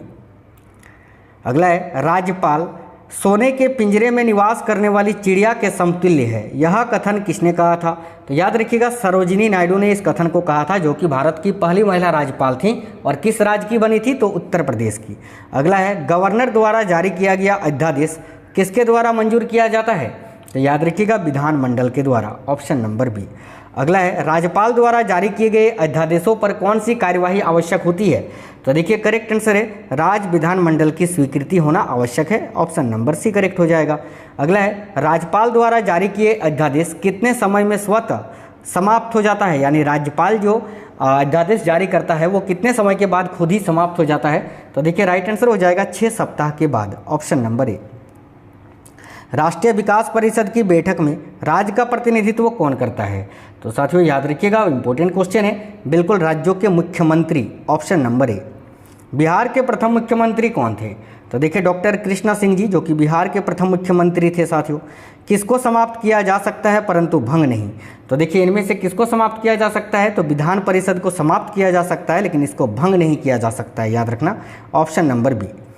अगला है, राज्य के विधान परिषद के कितने सदस्य विधानसभा द्वारा चुने जाते हैं? तो याद रखिएगा साथियों, राज्य के विधान परिषद के कितने सदस्य विधानसभा द्वारा चुने जाते हैं? तो 1/3 सदस्य। Option number B. अगला है, विधानसभा अध्यक्ष अपना त्यागपत्र किसको देता है? तो देखिए विधानसभा अध्यक्ष जो होता है वह अपना त्यागपत्र किसको देता है? तो याद रखिए विधानसभा उपाध्यक्ष को। बिल्कुल करेक्ट है साथियों, ऑप्शन नंबर बी। नेक्स्ट है, भारत सरकार का प्रमुख विधि अधिकारी कौन होता है? तो देखिए भारत सरकार का प्रमुख विधि अधिकारी कौन होता है? तो याद रखिएगा भारत के महान्यायवादी यानी अटॉर्नी जनरल ऑफ इंडिया। अगला है, निम्नलिखित में से कौन लोकसभा की कार्यवाहियों में भाग तो ले सकता है परंतु मतदान नहीं कर सकता? याद रखिए attorney general. Option number A. Next question है, लोकसभा का सचिवालय सीधे नियंत्रित होता है किसके द्वारा? तो याद रखिएगा, लोकसभा का सचिवालय जो होता है ये सीधे नियंत्रित होता है लोकसभा के अध्यक्ष के द्वारा। ऑप्शन नंबर डी, यानी जिसको हम स्पीकर बोलते हैं। भारतीय गणराज्य में वास्तविक कार्यपालिका प्राधिकरण निम्नलिखित में से किसके पास होती है? तो याद रखिएगा, मंत्री परिषद के पास। Option number B. राज्यसभा द्वारा लोकसभा को धन विधेयक कितने समय में लौटा दिए जाने चाहिए? तो 14 दिनों में। सिंपल सा क्वेश्चन है, ऑप्शन नंबर डी करेक्ट है। देखिए, भारतीय संसद के कितने सदन हैं? तो भारतीय संसद के कुल कितने सदन हैं? तो याद रखना 2 सदन हैं, एक लोकसभा और एक राज्यसभा। अगला है, भारत की नागरिकता निम्नलिखित में से किस प्रकार प्राप्त की जा सकती है? तो देखिए, भारत की नागरिकता जन्म से, देशीयकरण से और वंशानुक्रम से, इन सभी से प्राप्त किया जा सकता है। ऑप्शन नंबर डी राइट है, ऑल। अगला है, झारखंड राज्य का गठन कब हुआ था? तो देखिए, झारखंड राज्य का गठन जो है ये बिहार से कटकर अलग हुआ था 15 नवंबर सन 2000 को। तो ऑप्शन नंबर सी करेक्ट है। संविधान के किस अनुच्छेद में धन विधेयक की परिभाषा दी गई है? तो राइट आंसर है साथियों अनुच्छेद 110 में। ऑप्शन नंबर सी। भारत के संविधान की किस अनुसूची में विभिन्न राज्यों को या राज्यों में अनुसूचित क्षेत्रों के प्रशासन और नियंत्रण के लिए विशेष उपबंध दिए गए हैं? तो याद रखिएगा, इंपॉर्टेंट क्वेश्चन है सभी साथी, बिल्कुल 5वीं अनुसूची में। Option number B. निम्नलिखित में से कौन सा शब्द भारत के संविधान की उद्देशिका में नहीं है? तो देखिए, भारतीय संविधान की उद्देशिका में समाजवादी, प्रभुत्व संपन्न और पंथ निरपेक्ष ये तीनों शब्द शामिल हैं, लेकिन लोक कल्याण ये शब्द शामिल नहीं है। तो ऑप्शन नंबर सी करेक्ट हो जाएगा। चलिए, अगला क्वेश्चन है, संविधान की प्रारूप समिति के समक्ष प्रस्तावना का प्रस्ताव किसने रखा था? तो देखिए, करेक्ट है साथियों, पंडित जवाहरलाल नेहरू जी ने। और अगर आपसे पूछे प्रारूप समिति के अध्यक्ष कौन थे, तो फिर आपका राइट आंसर हो जाएगा BR अम्बेडकर। याद रखिएगा। भारत के संविधान में अंतर्राष्ट्रीय सुरक्षा को प्रोत्साहन देना सन्निहित है किसमें? तो देखिए, भारत के संविधान में अंतर्राष्ट्रीय सुरक्षा को प्रोत्साहन देना ये किसमें सन्निहित है? तो इंपॉर्टेंट क्वेश्चन है, याद रखिएगा, राज्य के नीति निर्देशक तत्वों में। नेक्स्ट है, भारत का सॉलिसिटर जनरल होता है किस प्रकार का अधिकारी या सलाहकार? तो देखिए, भारत का जो सॉलिसिटर जनरल होता है वो एक प्रशासनिक अधिकारी होता है। Option number A correct answer है साथियों। राज्यपाल राज्य में किसका प्रतिनिधित्व करता है? या फिर देखिएगा, बहुत ही इंपॉर्टेंट क्वेश्चन है, राज्यपाल राज्य में किसका प्रतिनिधि होता है? तो याद रखिएगा सभी साथी, इंपॉर्टेंट क्वेश्चन है भाई, बहुत ही अच्छा क्वेश्चन है, बिल्कुल याद रखना, राष्ट्रपति का। ऑप्शन नंबर ए। अगला है, राज्य की कार्यपालिका शक्ति किसमें निहित होती है? तो राज्य की जो कार्यपालिका शक्ति होती है वो राज्यपाल में निहित होती है। ऑप्शन नंबर डी करेक्ट है। निम्न में से किसको हटाने का प्रावधान संविधान में नहीं है? तो देखिए, अटॉर्नी जनरल को भी हटाया जा सकता है, राष्ट्रपति को भी, उपराष्ट्रपति को भी। गवर्नर यानी राज्यों के राज्यपाल जो हैं इनको हटाने का कोई भी प्रावधान संविधान में नहीं किया गया है। इसीलिए मैंने बोला ना कि जब तक भारत के राष्ट्रपति चाहें तब तक वो अपने पद पर बने रह सकते हैं। चलिएगा, अगला क्वेश्चन है, सर्वोच्च न्यायालय किस संस्था का निरीक्षण कर सकता है? तो याद रखना, अधीनस्थ न्यायालय का। Option number C correct answer है। योजना आयोग एक किस प्रकार का निकाय है? तो देखिए, योजना आयोग जो है साथियों एक असंवैधानिक निकाय है। देखिएगा, योजना आयोग की स्थापना 1950 में की गई थी और इसको समाप्त करके देखिए याद रखना है 1 जनवरी सन 2015 को इसको नीति आयोग में बदल दिया गया था। अगला है, केंद्र और राज्यों के बीच धन के बंटवारे के संबंध में कौन राय देता है? तो याद रखिएगा, वित्त आयोग। ऑप्शन नंबर डी करेक्ट है साथियों। अगला क्वेश्चन है, देखिए, यह धन विधेयक है, इसका निर्णय कौन करता है? तो यह एक धन विधेयक है, इसका निर्णय साथियों कौन करता है? तो याद रखिएगा, लोकसभा अध्यक्ष। Option number C correct answer हो जाएगा। ठीक है, अगला क्वेश्चन है, प्रथम स्पीकर यानी वह प्रथम लोकसभा अध्यक्ष कौन थे जिसके खिलाफ लोकसभा में अविश्वास प्रस्ताव लाया गया था? तो देखिए, करेक्ट आंसर है KS हेगड़े। याद रखिएगा, option number B correct answer है।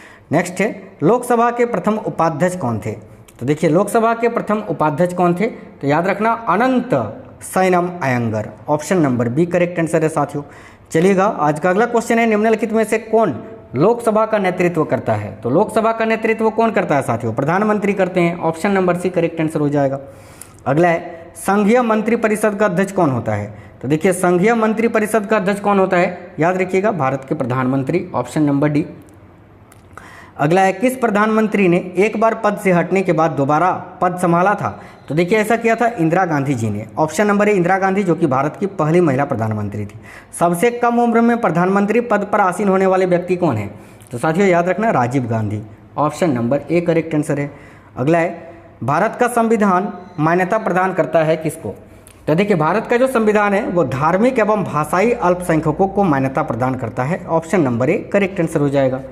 अगला है, कैबिनेट मिशन योजना के विषय में कौन सा सही नहीं है? तो देखिए कैबिनेट मिशन योजना के विषय में प्रांतीय समूहीकरण ये तो सही है, संविधान निर्माण का अधिकार ये भी सही है, ठीक है, भारतीय सदस्यों वाला अंतरिम मंत्रिमंडल ये भी सही है, पाकिस्तान की स्वीकृति ये जो है सही नहीं है। तो राइट आंसर आएगा ऑप्शन नंबर सी।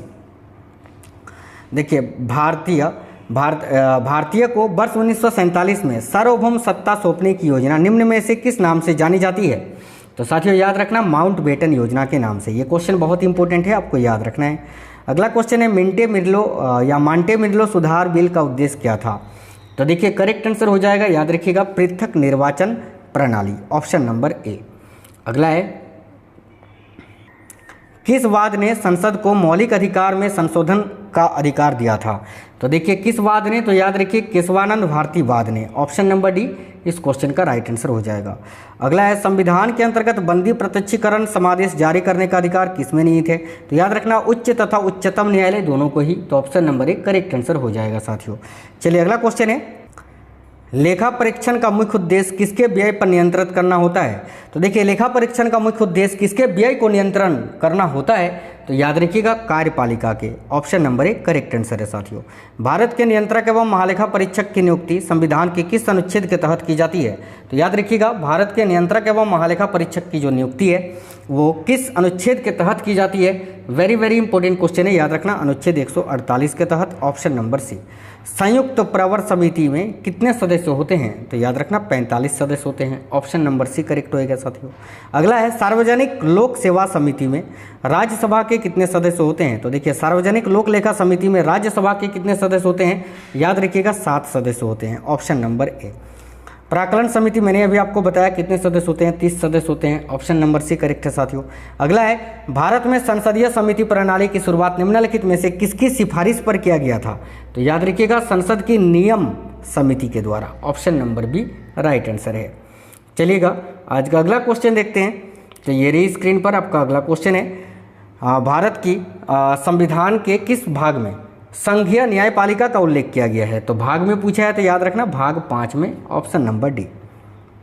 निम्नलिखित में से किसके अंतर्गत भारत में सर्वप्रथम सर्वोच्च न्यायालय की स्थापना हुई थी? तो देखिए भारत में सर्वप्रथम सर्वोच्च न्यायालय की स्थापना किसके अंतर्गत की गई थी? तो याद रखना इंपॉर्टेंट क्वेश्चन है, देखिए रेगुलेटिंग एक्ट 1773 के द्वारा, ऑप्शन नंबर ए। प्राक्कलन समिति के सदस्य जो हैं वो किस प्रकार से चुने जाते हैं? तो देखिए करेक्ट आंसर है केवल लोकसभा से, है ना। प्राक्कलन समिति के सदस्य केवल लोकसभा से ही चुने जाते हैं, ये आपको याद रखना है।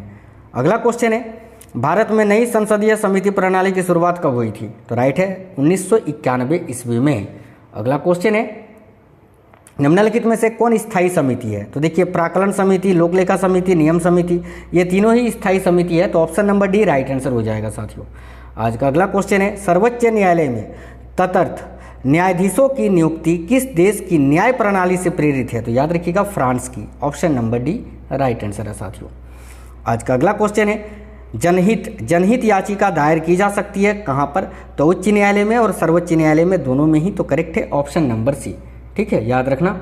आज का अगला क्वेश्चन है देखिए मंत्रिपरिषद किस सिद्धांत पर कार्य करती है? तो याद रखिएगा साथियों, देखिए निजी उत्तरदायित्व सिद्धांत और सामूहिक उत्तरदायित्व सिद्धांत उपयुक्त तो दोनों पर ही, तो राइट आंसर आएगा ऑप्शन नंबर सी, याद रखिएगा। चलिए आज का अगला क्वेश्चन है किसके अंतर्गत कलकत्ता, मद्रास एवं बम्बई के उच्च न्यायालय स्थापित किए गए हैं? तो देखिए राइट आंसर आएगा भारत उच्च न्यायालय अधिनियम 1861 के तहत, option number B correct answer है साथियों। अगला है भारतीय संविधान का अनुच्छेद 312 किससे संबंधित है? तो संविधान का अनुच्छेद 312 का संबंध किससे है? तो अखिल भारतीय सेवाओं से, option number A correct answer हो जाएगा। अगला है ब्रिटिश परंपराओं के अनुरूप किस लोकसभा अध्यक्ष ने सर्वप्रथम अपने दल की सदस्यता त्याग दी थी? तो याद रखिए नीलम संजीव रेड्डी ने, option number B correct answer है साथियों। आज का अगला क्वेश्चन है प्रथम पिछड़ा वर्ग आयोग के अध्यक्ष कौन थे? तो देखिए प्रथम पिछड़ा वर्ग आयोग के अध्यक्ष कौन थे? याद रखिएगा काका कालेलकर, है ना, काका कालेलकर, जो कि प्रथम पिछड़ा वर्ग आयोग के अध्यक्ष थे। आज का अगला क्वेश्चन है अस्थायी लोकसभा अध्यक्ष की नियुक्ति किसके द्वारा की जाती है? तो देखिए अस्थायी लोकसभा अध्यक्ष की नियुक्ति ये भारत के राष्ट्रपति के द्वारा की जाती है, ऑप्शन नंबर ए राइट आंसर है। लोकसभा का विरोधी दल के पहले मान्यता प्राप्त नेता कौन थे? तो देखिए करेक्ट आंसर होगा राम सुभग सिंह जी, जो कि लोकसभा का विरोधी दल के पहले मान्यता प्राप्त नेता थे। आज का अगला क्वेश्चन है निम्नलिखित में से कौन सा एक वित्त आयोग का कार्य नहीं है? तो देखिए इनमें से कौन सा एक वित्त आयोग का कार्य नहीं है? तो साथियों देखिएगा, बहुत ही इंपॉर्टेंट क्वेश्चन है, आपको याद रखना है निम्नलिखित में से कौन सा एक वित्त आयोग का कार्य नहीं है? तो याद रखिएगा, व्यापार कर का विभाजन, ये जो है वित्त आयोग का कार्य नहीं है। ऑप्शन नंबर डी करेक्ट होगा। किस संसदीय समिति को प्राक्कलन समिति की जुड़वा वाहन कहा जाता है? तो देखिए राइट आंसर हो जाएगा लोक सेवा समिति को, ऑप्शन नंबर डी।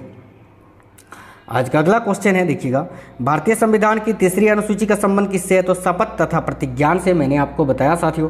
आज का अगला क्वेश्चन है, निम्नलिखित में से कौन सा केंद्र शासित प्रदेश नहीं है? तो देखिए लक्षद्वीप, दमनदीप, पुडुचेरी, ये भी केंद्र शासित प्रदेश से तो ही है तीनों, लेकिन मिजोरम जो है ये भारत का एक राज्य है साथियों, भारत के पूर्वोत्तर क्षेत्र का एक राज्य है, ये तो केंद्र शासित प्रदेश नहीं है। नेक्स्ट क्वेश्चन है, प्रधानमंत्री पद पर नियुक्त होते समय निम्नलिखित में से कौन राज्यसभा का सदस्य था? तो देखिए इंदिरा गांधी, इंद्र कुमार गुजराल और साथियों देखिए मनमोहन सिंह, उपयुक्त सभी, राइट आएगा ऑप्शन नंबर डी, ये सभी। अगला है राज्य सूची का विषय है, इनमें से कौन सा एक राज्य सूची का विषय है? तो देखिए न्याय, न्याय जो है ये साथियों राज्य सूची का विषय है, तो ऑप्शन नंबर ए इस क्वेश्चन का करेक्ट आंसर हो जाएगा। ठीक है, चलिएगा आज का अगला क्वेश्चन देखते हैं। तो देखिएगा, सामाजिक सुरक्षा एवं सामाजिक बीमा विषय ये किस सूची का विषय है? तो करेक्ट आंसर है संवर्ती सूची का, ऑप्शन नंबर ए करेक्ट है, संवर्ती सूची, जो कि ऑस्ट्रेलिया के संविधान से लिया गया है। नेक्स्ट क्वेश्चन है, लोकसभा का उम्मीदवार होने के लिए अल्पतम उम्र क्या है? तो देखिए लोकसभा का उम्मीदवार होने के लिए अल्पतम उम्र सीमा क्या है?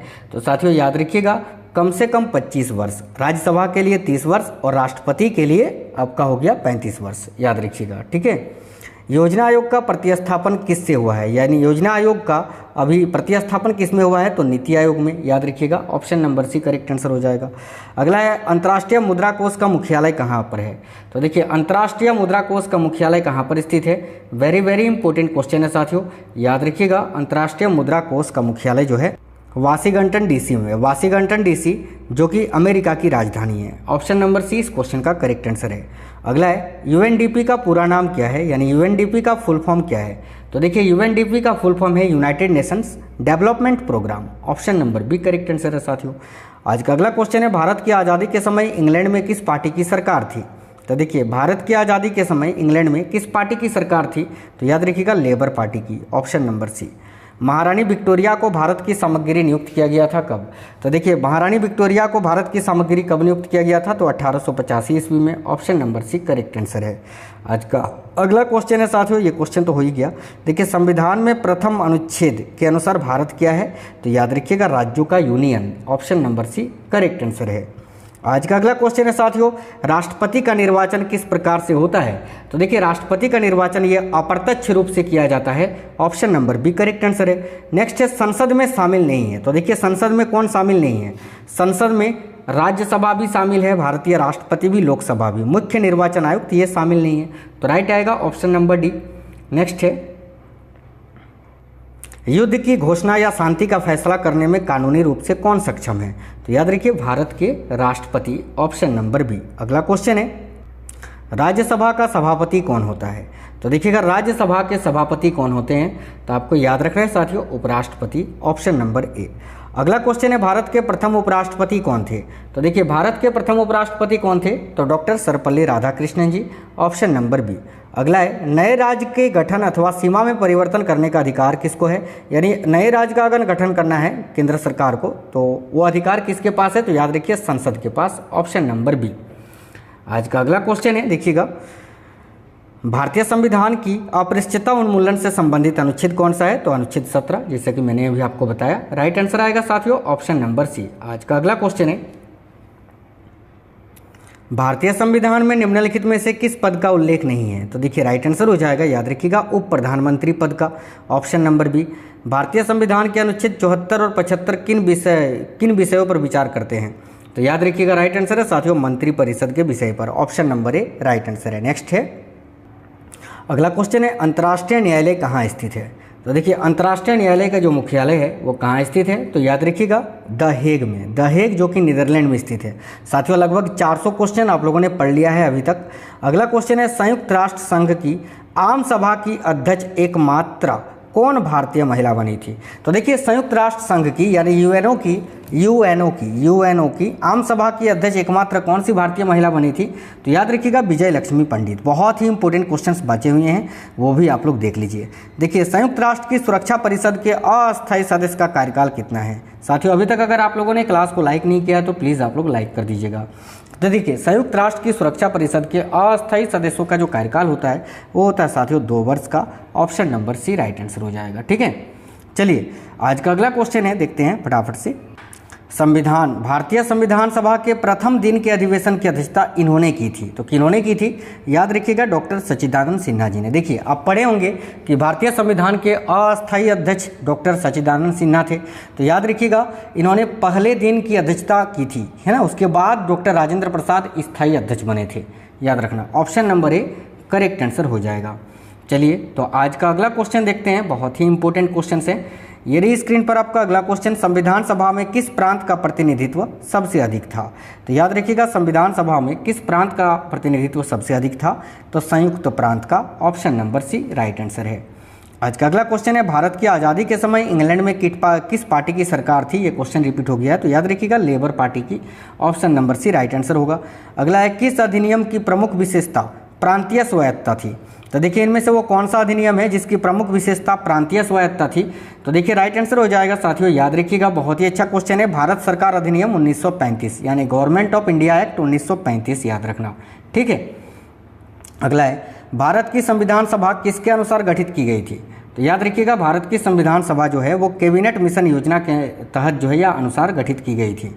आज का अगला क्वेश्चन है, मार्ले मिंटो सुधार बिल किस वर्ष पारित किया गया था? तो देखिए मार्ले मिंटो सुधार बिल जो कि पृथक निर्वाचन क्षेत्र से संबंधित है, ये किस वर्ष पारित किया गया था? तो 1909 ईस्वी में। इसी समय जो है मुस्लिमों के लिए अलग निर्वाचन मंडल का गठन किया गया था साथियों, ये आपको याद रखना है।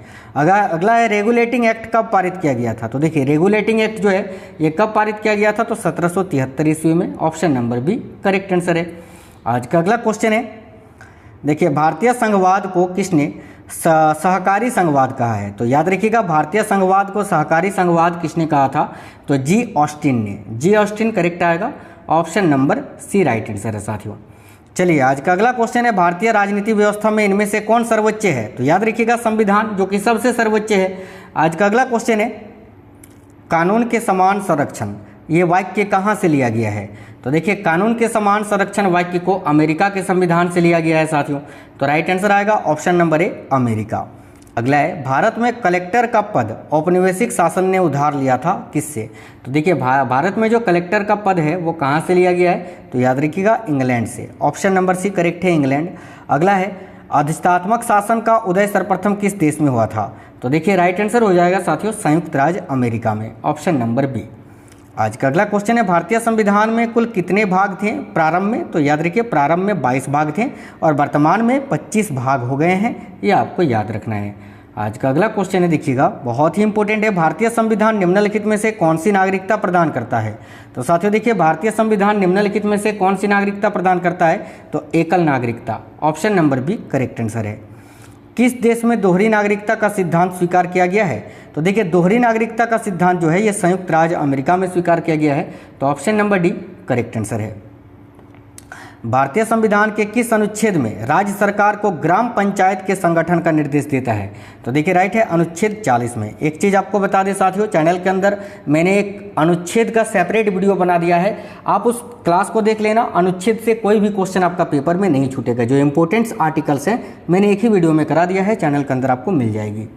चलिए तो आज का अगला क्वेश्चन देखते हैं, ये रही स्क्रीन पर। 6 वर्ष की आयु से 14 वर्ष की आयु के बीच के सभी बच्चों को शिक्षा का अधिकार किस प्रकार का अधिकार है? तो याद रखिएगा साथियों मूल अधिकार है। ऑप्शन नंबर 1 करेक्ट है। नीति निर्देशक तत्व का महत्व किसके लिए है? तो याद रखिएगा राज्य के लिए। Option number B. संसद को भंग करने के लिए कौन सक्षम है? तो देखिए संसद को भंग करने के लिए कौन सक्षम है? याद रखिएगा इंपॉर्टेंट क्वेश्चन है, भारत के राष्ट्रपति। Option number B. अगला है, भारत की पार्लियामेंट का उद्घाटन कब हुआ था? तो देखिए सबसे पहले भारत की पार्लियामेंट का उद्घाटन कब हुआ था? तो 1927 में।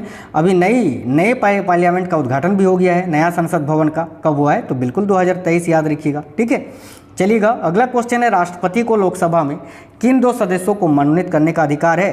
तो एंग्लो इंडियंस को, याद रखिएगा ऑप्शन नंबर ए, लेकिन इस प्रावधान को अभी हटा दिया गया है साथियों। अगला है, अध्यादेश जारी करने का अधिकार राष्ट्रपति का कौन सा अधिकार है? तो देखिए अध्यादेश जारी करने, देखिए भारत के जो राष्ट्रपति हैं वो अनुच्छेद 123 के अंतर्गत अध्यादेश जारी करते हैं, और ये कौन सा अधिकार है?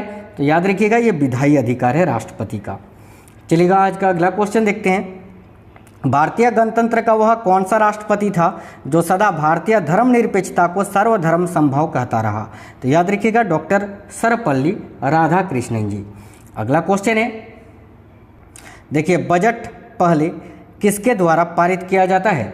याद रखिएगा साथियों बजट जो है वो सबसे पहले लोकसभा में पारित किया जाता है, फिर राज्यसभा में, और उसके बाद राष्ट्रपति के पास भेजा जाता है। ठीक है, आज का अगला क्वेश्चन है, लोकसभा में राज्यों को किस आधार पर सीटें आवंटित होती हैं? तो याद रखना जनसंख्या के आधार पर। करेक्ट है ऑप्शन नंबर ए। आज का अगला क्वेश्चन है, भारत के उपराष्ट्रपति की स्थिति की तुलना किस देश के उपराष्ट्रपति से की जा सकती है? तो याद रखना संयुक्त राज्य अमेरिका के। अगला है, देखिए राज्यसभा की बैठकों का सभापतित्व कौन होता है या कौन करता है? तो याद रखिएगा साथियों राज्यसभा की बैठकों का सभापतित्व कौन करता है? इंपॉर्टेंट क्वेश्चन है, बिल्कुल याद रखिएगा उपराष्ट्रपति, ऑप्शन नंबर ए। ठीक है, आज का अगला क्वेश्चन है, देखिए राज्यपाल के बैठकों की, राज्यपाल जो होते हैं राज्यपाल के बैठकों की अध्यक्षता कौन करता है? तो याद रखिएगा राज्यपाल के जो बैठक होता है ना राज्यपालों का, तो उसकी भी बैठकों का जो सभापतित्व है वो उपराष्ट्रपति करते हैं। चलिए आज का अगला क्वेश्चन देखते हैं। अगला क्वेश्चन है, भारत में किसकी स्वीकृति के बिना कोई भी सरकारी खर्चा नहीं किया जाता है? तो देखिए राइट आंसर है संसद की अनुमति के बिना, option number D correct answer है। नेक्स्ट है, धार्मिक स्वतंत्रता का अधिकार किस अनुच्छेद के द्वारा दिया गया है? तो इसका राइट आंसर होगा ऑप्शन नंबर बी अनुच्छेद 25। मैंने अभी आपको बताया कि अनुच्छेद 25 से 28 में जो है धार्मिक स्वतंत्रता के बारे में बताया गया है। अगला क्वेश्चन है, भारत की संचित निधि से धन निर्गम पर किसका नियंत्रण होता है? तो देखिए राइट आंसर है साथियों संसद कर। याद रखिएगा भारत की संचित निधि से जो धन निर्गम होता है उस पर किसका नियंत्रण होता है? तो संसद का। चलिए आज का अगला क्वेश्चन है, देखिए संसदीय शासन प्रणाली में वास्तविक कार्यपालिका शक्ति किसमें होती है? तो याद रखिएगा प्रधानमंत्री में, ऑप्शन नंबर बी। अगला है, मंत्रिमंडल की बैठक की अध्यक्षता कौन करता है? तो याद रखना मंत्रिमंडल का जो बैठक होता है उसकी अध्यक्षता कौन करता है? तो भारत के प्रधानमंत्री, option number B correct answer है साथियों। बहुत ही इंपॉर्टेंट क्वेश्चन आपको करवा रहे हैं आज के क्लास में। बिल्कुल इस वीडियो को देखने के बाद संविधान के बहुत सारे डाउट्स आपके कंप्लीट हो जाएंगे। देखिए मंत्रिपरिषद में निम्नलिखित में से कौन शामिल नहीं रहता है? तो साथियों याद रखिएगा मंत्रिपरिषद में देखिए कैबिनेट मंत्री तो होते ही हैं, उप मंत्री भी होते हैं, राज्य मंत्री भी होते हैं, संसदीय सचिव शामिल नहीं होते हैं। तो option number B correct answer हो जाएगा संसदीय सचिव। चलिए आज का अगला क्वेश्चन देखते हैं, लोकसभा का सचिवालय किसके प्रत्यक्ष पर्यवेक्षण एवं नियंत्रण में कार्य करता है? तो याद रखिएगा लोकसभा अध्यक्ष के, है ना। तो लोकसभा अध्यक्ष आपका इस क्वेश्चन का करेक्ट आंसर हो जाएगा। चलिए आज का अगला क्वेश्चन है, लोकसभा में विपक्ष में किसी दल के नेता के रूप में मान्यता किसके द्वारा दी जाती है? यानी लोकसभा में विपक्ष के किसी भी दल के नेता के रूप में मान्यता कौन देता है? तो साथियों याद रखना लोकसभा अध्यक्ष, ऑप्शन नंबर डी करेक्ट है। अगला है, जिस समिति की सिफारिश पर भारत में पंचायती राज की स्थापना की गई थी उसकी अध्यक्षता या अध्यक्ष कौन थे? तो याद रखिएगा बलवंत राय मेहता, ऑप्शन नंबर डी। चलिए आज का अगला क्वेश्चन है, ग्राम पंचायत का निर्वाचन कराना निर्भर करता है किस पर? तो देखिए ग्राम पंचायत का निर्वाचन कराना ये किस पर निर्भर करता है? तो साथियों याद रखिएगा राज्य सरकार पर। करेक्ट आंसर है ऑप्शन नंबर बी राज्य सरकार। 1977 ईस्वी में पंचायती राज व्यवस्था की समीक्षा के लिए गठित की गई समिति की अध्यक्षता किसने की थी? तो राइट आंसर है अशोक मेहता ने, ऑप्शन नंबर सी। पंचायती राज प्रणाली कहाँ नहीं है? तो देखिए पंचायती राज प्रणाली ये आंध्र प्रदेश, उड़ीसा, राजस्थान से तो इसका उत्पन्न ही हुआ है शुरू, आंध्र प्रदेश में नहीं है। Option number A correct answer हो जाएगा आंध्र प्रदेश। निम्नलिखित में से भारत का पहला नगर निगम, है ना, भारत का पहला नगर निगम कहाँ स्थापित हुआ था? तो देखिए भारत का पहला नगर निगम ये चेन्नई में स्थापित हुआ था, चेन्नई जो कि तमिलनाडु राज्य की राजधानी है। अगला क्वेश्चन है, यदि पंचायत भंग होती है तो किस अवधि के अंदर निर्वाचन होंगे? याद रखिएगा 6 महीने के भीतर, ऑप्शन नंबर सी। पंचायत स्तर पर राज्य सरकार का प्रतिनिधित्व कौन करता है? तो याद रखिएगा ग्राम का मुखिया, option number D right answer है साथियों। आज का अगला क्वेश्चन है, पंचायती चुनाव के लिए उम्मीदवारों की न्यूनतम आयु कितनी होनी चाहिए? राइट आंसर है साथियों 21 वर्ष, याद रखिएगा ऑप्शन नंबर सी। देखिए वह भारतीय राजनीतिक दल कौन सा है जिसकी स्थापना ताशकंद में हुई थी? तो करेक्ट आंसर हो जाएगा भारतीय Communist Party, option number B correct answer है साथियों। चलिए नेक्स्ट क्वेश्चन है, भारत में पंचायती राज प्रारंभ किया गया था कब? तो देखिए भारत में पंचायती राज कब प्रारंभ किया गया था? तो 1959 ईस्वी में, याद रखिएगा, राजस्थान के नागौर जिले से। ठीक है। किस संविधान संशोधन अधिनियम द्वारा वयस्क मताधिकार की आयु सीमा 21 वर्ष से घटाकर 18 वर्ष कर दी गई थी? तो याद रखना 61वां संविधान संशोधन अधिनियम के द्वारा। ठीक है। आज का अगला क्वेश्चन है, वह संवैधानिक संशोधन कौन सा है जिसके द्वारा राजनीतिक दल बदल पर प्रतिबंध लगाया गया था? तो साथियों देखिए करेक्ट आंसर हो जाएगा 1985 का 52वां संविधान संशोधन अधिनियम। ठीक है। आज का अगला क्वेश्चन है, देखिएगा भारतीय संविधान के संशोधन में कौन सा संशोधन केंद्रीय मंत्रिमंडल के आकार को सीमित करता है? तो राइट आंसर है साथियों, याद रखना 91वां संविधान संशोधन, ऑप्शन नंबर बी। आज का अगला क्वेश्चन है, राजनीतिक दल निम्नलिखित में से किसके लिए जरूरी है? तो देखिए राजनीतिक दल जो है वो साथियों लोकतंत्र के लिए जरूरी हैं, option number B correct answer हो जाएगा। भारतीय कम्युनिस्ट पार्टी का अस्तित्व किस वर्ष हुआ था? यानी भारतीय कम्युनिस्ट पार्टी की स्थापना जो ताशकंद में हुई थी, कब हुई थी? तो 1921 ईस्वी में, option number D. Telugu Desam party का चुनाव चिन्ह क्या है? तो देखिए तेलुगु देशम पार्टी का चुनाव चिन्ह है साथियों साइकिल। इसके अलावा याद रखना समाजवादी पार्टी का भी चुनाव चिन्ह साइकिल ही है। ठीक है, यहाँ पर आपको कंफ्यूज नहीं होना है। अगला है, निम्नलिखित में से कौन सा क्षेत्रीय राजनीतिक दल है? तो देखिए इनमें से कौन सा क्षेत्रीय राजनीतिक दल है? तो याद रखिएगा Akali Dal, option number B correct answer है साथियों। चलिए अगला क्वेश्चन है, दल विहीन लोकतंत्र के पक्ष में कौन था? तो याद रखना दल विहीन लोकतंत्र के पक्ष में कौन सा नेता था? तो Jayaprakash Narayan, option number D correct answer है। अगला है, देखिए किस राजनीतिक दल को राष्ट्रीय दल अथवा प्रादेशिक दल के रूप में मान्यता कौन देता है? तो किसी राजनीतिक दल को राष्ट्रीय दल अथवा प्रादेशिक दल के रूप में मान्यता निर्वाचन आयोग देता है। निर्वाचन आयोग का उल्लेख अनुच्छेद, याद रखना अनुच्छेद 324 में किया गया है संविधान के। चलिए नेक्स्ट क्वेश्चन है, भारत में दलीय व्यवस्था किस प्रकार की है? तो देखिए भारत में जो दलीय व्यवस्था है वो है साथियों बहुदलीय, option number B correct answer हो जाएगा। अगला है, रामविलास पासवान के नवगठित राजनीतिक दल का क्या नाम है? तो याद रखिएगा रामविलास पासवान की पार्टी का क्या नाम है साथियों? Lok Janshakti Party, option number D correct answer हो जाएगा। आज का अगला क्वेश्चन है, निम्नलिखित में से किसे सुपर कैबिनेट की संज्ञा दी गई है? तो याद रखना योजना आयोग को, योजना आयोग जिसका नाम बदलकर अभी नीति आयोग कर दिया गया है। भारत में पंचवर्षीय योजना अंतिम रूप से अनुमोदित की जाती थी किसके द्वारा? तो याद रखना राष्ट्रीय विकास परिषद के द्वारा, ऑप्शन नंबर ए। वित्त आयोग एक किस प्रकार का निकाय है? तो साथियों वित्त आयोग जिसका प्रावधान अनुच्छेद 280 में किया गया है, जो कि एक पंचवर्षीय निकाय है, याद रखना ऑप्शन नंबर डी। प्रथम वित्त आयोग के अध्यक्ष कौन थे? तो देखिए प्रथम वित्त आयोग के अध्यक्ष थे साथियों केसी नियोगी, याद रखिएगा ऑप्शन नंबर डी केसी नियोगी। अगला है, भारत में किस प्रकार की प्रशासनिक सेवाएं हैं? तो देखिए भारत में किस प्रकार की प्रशासनिक सेवाएं हैं? तो अखिल भारतीय सेवा, प्रांतीय सेवा, केंद्रीय सेवा, ये सभी, option number D correct answer है। भारतीय पुलिस सेवा प्रशिक्षण कहाँ होता है? तो याद रखिएगा करेक्ट आंसर है हैदराबाद में, option number B. Akhil Bharatiya सेवाओं की नियुक्ति की जाती है किसके द्वारा? तो राइट आंसर होगा साथियों राष्ट्रपति के द्वारा, option number D correct answer है। अगला है, संघ लोक सेवा आयोग के अध्यक्ष के अलावे कितने सदस्य होते हैं? तो देखिए संघ लोक सेवा आयोग में अध्यक्ष के अलावे और कितने सदस्य होते हैं? तो 9, अध्यक्ष को लेकर 10 है ना, अध्यक्ष को मिलाकर 10, लेकिन अध्यक्ष के अलावे 9, ऑप्शन नंबर बी करेक्ट है। आज का अगला क्वेश्चन है, भारत की निर्वाचन पद्धति निम्न में से किस देश के निर्वाचन पद्धति के अनुरूप है? तो राइट आंसर हो जाएगा, याद रखिएगा सभी साथी, ब्रिटेन के, option number C correct answer है साथियों। आज का अगला क्वेश्चन है, भारत या भारतीय संविधान के किस अनुच्छेद में निर्वाचन आयोग का वर्णन है? तो अभी मैंने बताया आपको अनुच्छेद 324 में, ऑप्शन नंबर बी। अगला है, भारत में प्रथम आम चुनाव किस वर्ष किए गए थे? तो देखिए भारत में पहली बार आम चुनाव 1951-52 में किए गए थे, option number D correct answer है साथियों। भारत में पहली बार महिलाओं को मताधिकार कब प्राप्त हुआ था?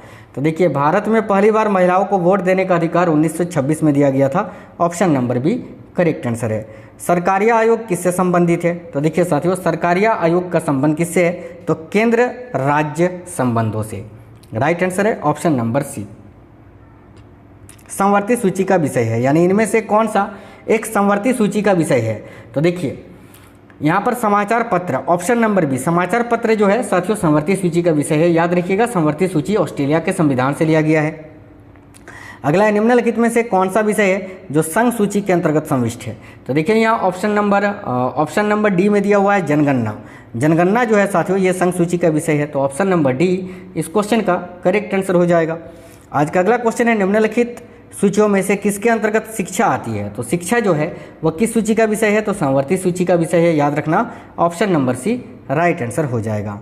केंद्र राज्य संबंध में विवाद का एक कारण रहा कौन सा पद, यानी इनमें से कौन सा पद है जो केंद्र और राज्य के संबंध में हमेशा विवाद में रहा, तो याद रखिएगा राज्यपाल का पद, ऑप्शन नंबर डी। नेक्स्ट है केंद्र और राज्यों के बीच वैधानिक शक्तियों का बंटवारा दिया हुआ है किस अनुसूची में, तो याद रखिएगा 7वीं अनुसूची में, option number C correct answer है। संविधान के किस अनुच्छेद के अंतर्गत हिंदी को राज्य भाषा के रूप में दर्जा प्रदान किया गया है, तो याद रखिएगा अनुच्छेद 343 का 1 में, ऑप्शन नंबर सी। नेक्स्ट है किसी भाषा को किसी राज्य भाषा के रूप में अंगीकार करने का अधिकार किसे है, तो याद रखिएगा राज्य विधानमंडल को, ऑप्शन नंबर सी। चलिए साथियों आज का अगला क्वेश्चन देखते हैं, कौन सी भाषा हमारे संविधान की 8वीं अनुसूची में सम्मिलित नहीं है। तो देखिए संविधान की 8वीं अनुसूची में गुजराती, डोगरी और कश्मीरी तो है, राजस्थानी नहीं है। राइट आंसर आएगा ऑप्शन नंबर सी राजस्थानी भाषा। आज का अगला क्वेश्चन है राष्ट्रपति राष्ट्रीय आपातकाल की उद्घोषणा किन परिस्थितियों में कर सकता है, तो युद्ध में, सशस्त्र विद्रोह और बाहरी आक्रमण, ये सभी, option number D right answer हो जाएगा साथियों, याद रखिएगा। ठीक है चलिए आज का अंतिम क्वेश्चन हम लोग देख लेते हैं।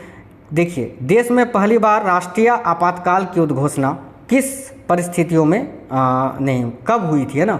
देश में पहली बार राष्ट्रीय आपातकाल की उद्घोषणा कब हुई थी, तो देखिए राइट आंसर हो जाएगा, याद रखिएगा 26 अक्टूबर 1962 को भारत और चीन के युद्ध के समय। तो साथियों आज के इस वीडियो में पूरे 500 क्वेश्चंस मैंने आपको करा दिया। आज का ये क्लास आपको कैसा लगा है आप लोग कमेंट बॉक्स में कमेंट करके बताइएगा। चैनल के अंदर बहुत सारे इंपॉर्टेंट क्लास मैंने करवा दिया है, आप लोग जाइए और देखिएगा।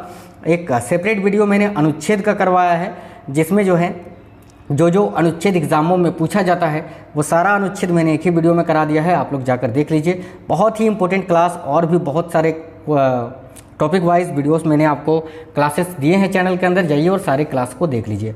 अभी वीडियो को आप लोग लाइक कर दीजिएगा, कमेंट बॉक्स में कमेंट करके बताइएगा आज का क्लास आपको कैसा लगा है। सभी साथी लाइक शेयर और चैनल सब्सक्राइब जरूर कर लेना। देखो चैनल सब्सक्राइब करके बेल आइकन को ऑन करके ऑल पे क्लिक कर लेना, तभी सारे क्लासेस की नोटिफिकेशन आएगी। तब मिलते हैं अगली वीडियो में, तब तक स्वस्थ रहें। जय हिंद साथियों, वंदे मातरम।